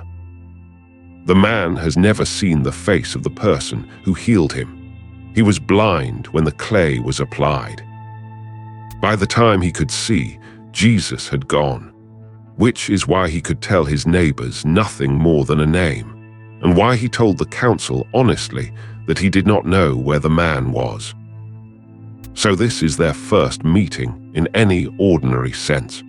He has spent the day defending someone he would not have recognized in the street. And Jesus tells him, "You have both seen him, and it is he that talks with you." That is the moment the story has been building toward, and it is quiet. There is no crowd. The man who was interrogated by a council and abandoned by his parents receives the answer alone from someone who came to find him. He worships. Then comes the sentence that turns the whole chapter over. "For judgment I am come into this world, that they which see not might see, and that they which see might be made blind." Some of the Pharisees hear it and ask sharply, "Are we blind also?" And the answer is more unsettling than a yes. If you were blind, you would have no sin. But now you say, "We see, therefore your sin remains." The point is not that they lack information. It is that certainty was the barrier. A man who knew he could not see was healed. Men who were sure they could see had nothing to receive. It is worth being careful with that, because it is easily turned into something it does not say. It is not an argument against knowledge or study or being confident about anything. The Pharisees are not condemned for knowing the law. They are condemned for a specific move, using what they knew to avoid examining what they had just been shown. That is a narrow fault and a common one, and it has nothing to do with how much you know. A person who knows very little can do it just as easily. It simply takes less effort to reach the point where the evidence becomes inconvenient. The blind man's advantage was not humility as a virtue he had cultivated. It was that he had no position to protect. Nobody had ever asked him to be right about anything. When something happened to him, there was no framework in the way. That is not a state anyone can manufacture, and the chapter does not ask us to. What it does is show, twice in the same room, what each posture produces, and leaves the comparison sitting there. There is also the uncomfortable fact that the reader is not obviously on the beggar's side of the ledger. Anyone who has read this chapter before and knows how it comes out is in a position rather closer to the men who were sure they could see. The chapter seems to know that. It ends not with a moral, but with a question the Pharisees ask on our behalf. Are we blind also? And the answer it gives is not reassuring. Before the conclusions, there is a pattern running through the chapter that is easy to miss on a single reading. And once you see it, the whole structure opens up. Watch what the man calls Jesus in order. At the beginning, to his neighbors, he says, "A man that is called Jesus." That is the smallest possible description, a name and a species. It is what he honestly knows. At the first interrogation, asked directly, he says, he is a prophet. That is a step up and a considered one, someone through whom God acts. At the second interrogation, under real pressure, he goes further than he has been asked to. If this man were not of God, he could do nothing. Now he is making a claim about origin and arguing for it. And at the end, alone with the one who found him, he says, "Lord, I believe," and he worships.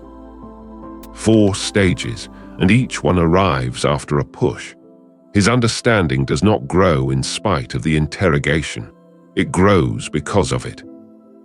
Every attempt to make him retract forces him to work out what he actually thinks, and each time he lands somewhere higher than before. Now watch the opposite movement in the room. The Pharisees begin genuinely divided, some open to the evidence, some not, and saying so. Then they narrow. They decide the healing may not have happened. Then they narrow again. They refuse the witness on the grounds of his birth. By the end, they are not investigating anything. They are defending a conclusion. He starts knowing almost nothing and ends worshipping. They start knowing a great deal and end blind. That is the architecture of the chapter, and it is why the closing exchange about sight and blindness is not a throwaway line. It is a summary of what the reader has just watched happen twice, in opposite directions, in the same room. The chapter is also built with a precision that is easy to miss when you read it straight through, because it falls into 7 scenes and they alternate deliberately. Scene 1, Jesus and the disciples and the healing. Scene 2, the man and his neighbors. Scene 3, the man and the Pharisees. Scene 4, the parents and the Pharisees. Scene 5, the man and the Pharisees again. Scene 6, the man and Jesus. Scene 7, Jesus and the Pharisees. Notice the pattern. Jesus appears in the 1st, the 6th, and the 7th. He is absent from the entire middle, scenes 2 through 5, the longest stretch, which is exactly the section where the man is under pressure. That absence is the design. The gospel could easily have had Jesus arrive at the hearing and settle it. Instead, he is elsewhere, while an ordinary man is questioned 4 separate times about him. And there is a second pattern layered on the first. Every scene in the middle begins with someone asking the man to account for himself, and everyone ends with him having said slightly more than he was asked. He is not being interviewed, he is being formed. The 7th scene closes the loop back to the 1st. The chapter opens with a question about who sinned and ends with a statement about whose sin remains. The same category, inverted, now applied to the people who raised it. That is not accidental writing. Whoever assembled this chapter knew exactly what they were doing and built a courtroom drama out of an event that took a few minutes. There is one more structural feature worth naming. This is the only healing in the Gospels where the person healed is put on trial for it, and it is the longest sustained piece of dialogue given to any minor character in John. The writer gives more lines to an unnamed beggar than to most of the disciples. That is a deliberate allocation of attention, and it tells you what the chapter is for. So what is worth carrying out of this? The first thing is the shape of what the man actually did, because it is smaller and more achievable than the way we usually tell stories of courage. He did not preach, he did not perform. He was asked 5 separate times to revise his account by people with the power to ruin him, and each time he said the same thing: "I was blind, now I see." He did not know the theology. He said so repeatedly. He never claimed to understand what had happened to him. What he refused to do was pretend it had not.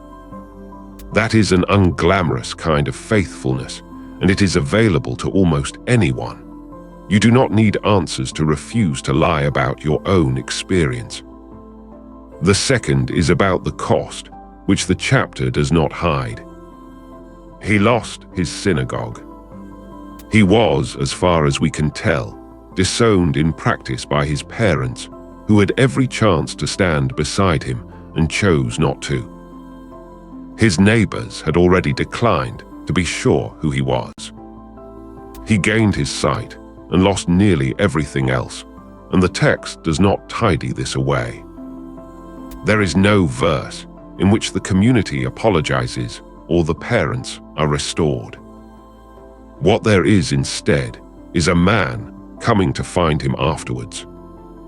The third is about the 2 kinds of blindness the chapter sets against each other, because it is easy to turn that into a cheap point about hypocrisy, and it is not one. The Pharisees in this story are not fools or monsters. They are guarding something they believe God gave them, using criteria they did not invent. Their failure is specific. Presented with evidence that did not fit, they went looking for a way to disqualify the witness rather than examine the frame. That is not a first-century vice. It is what any of us do when a fact arrives that would cost us something to accept.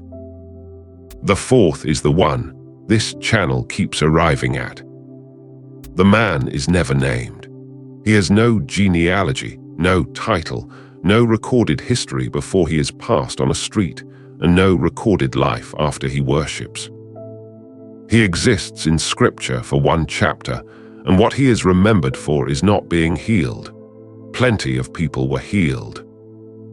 He is remembered for what he said under pressure, which was 7 words long and contained no claims he could not support. And it is worth noticing that he was not trying to be memorable. He was not making a stand or witnessing or setting an example. He was being asked a question he could not answer dishonestly by people who wanted a different answer, and he kept giving the same one because it was the only one he had.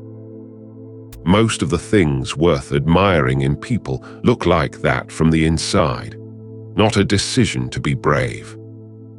Just an unwillingness to say a thing that is not so. One thing I know, whereas I was blind, now I see. That is the whole of his contribution, and it has outlasted the council that dismissed him. There is a 5th thing, and it is the one that speaks most directly to anyone who has ever been the only person in a room holding a position. Look at what he was actually up against, not a debate. An institution with authority he had been raised to respect, using the language of piety, give God the praise, to ask him to say something untrue. That is a much harder situation than open hostility, because the pressure comes dressed as righteousness. He was not being asked to deny God. He was being asked to agree with religious men about religion in a religious building, and told that agreeing was what honesty required. And he had no resources, no education to fall back on, no standing, no ally in the room. His parents had already declined to stand with him, and were, as far as we know, still in the building. What he had was one fact, and the refusal to let go of it. Notice, too, what he never claimed. He did not say he understood the theology. He said twice that he did not. He did not say he knew whether Jesus was a sinner. He did not accuse anyone of anything until they had reviled him first. He held exactly the ground he could hold, and no more. That is why he could not be shifted. There was nothing in his position that could be argued away, because he had not built it out of arguments. The temptation, when you are the only one holding a line, is to defend more than you actually know, to inflate the claim so it sounds stronger. It never does. It gives the other side somewhere to push. The sixth thing is about what happens after, and it is easy to skip past in a chapter this dramatic. He is thrown out, and then Jesus comes and finds him. The order is important. He was not found because he had been faithful. He did not know he was being watched, and there is no suggestion he expected anything. He was found because he had been thrown out. Whatever else the chapter is doing, it is making that point deliberately. The moment of exclusion is the moment of being sought. That will not read as a small thing to anyone who has lost a community over something they could not unknow. It is, in fact, the only comfort the chapter offers, and it offers it without qualifying the loss. His parents are not restored. The synagogue does not reopen. The council does not apologize. He simply is not left where they put him. There is a version of this story that ends with the miracle, and it would be a smaller story. What the gospel gives instead is 40 verses of an ordinary man being worn down and not giving way, followed by someone coming to look for him. And the gospel never tells us what became of him. He worships and the scene closes, and he is not mentioned again. No name, no later appearance, no tradition attached to him. Whether he found a community, whether his parents ever spoke to him again, whether he lived long, none of it is recorded. That silence is not carelessness. It is the same silence that surrounds most of the people who actually carry these stories. The gospel is full of them. A boy with 5 loaves, a woman at a well, a man let down through a roof. They arrive, they do one thing, and the text moves on without them. What survives of this man is a sentence. It has outlasted the council that dismissed him, the synagogue that expelled him, and the century that produced all 3. The healing took a moment. The testimony took a day. It is the second one the chapter is actually about.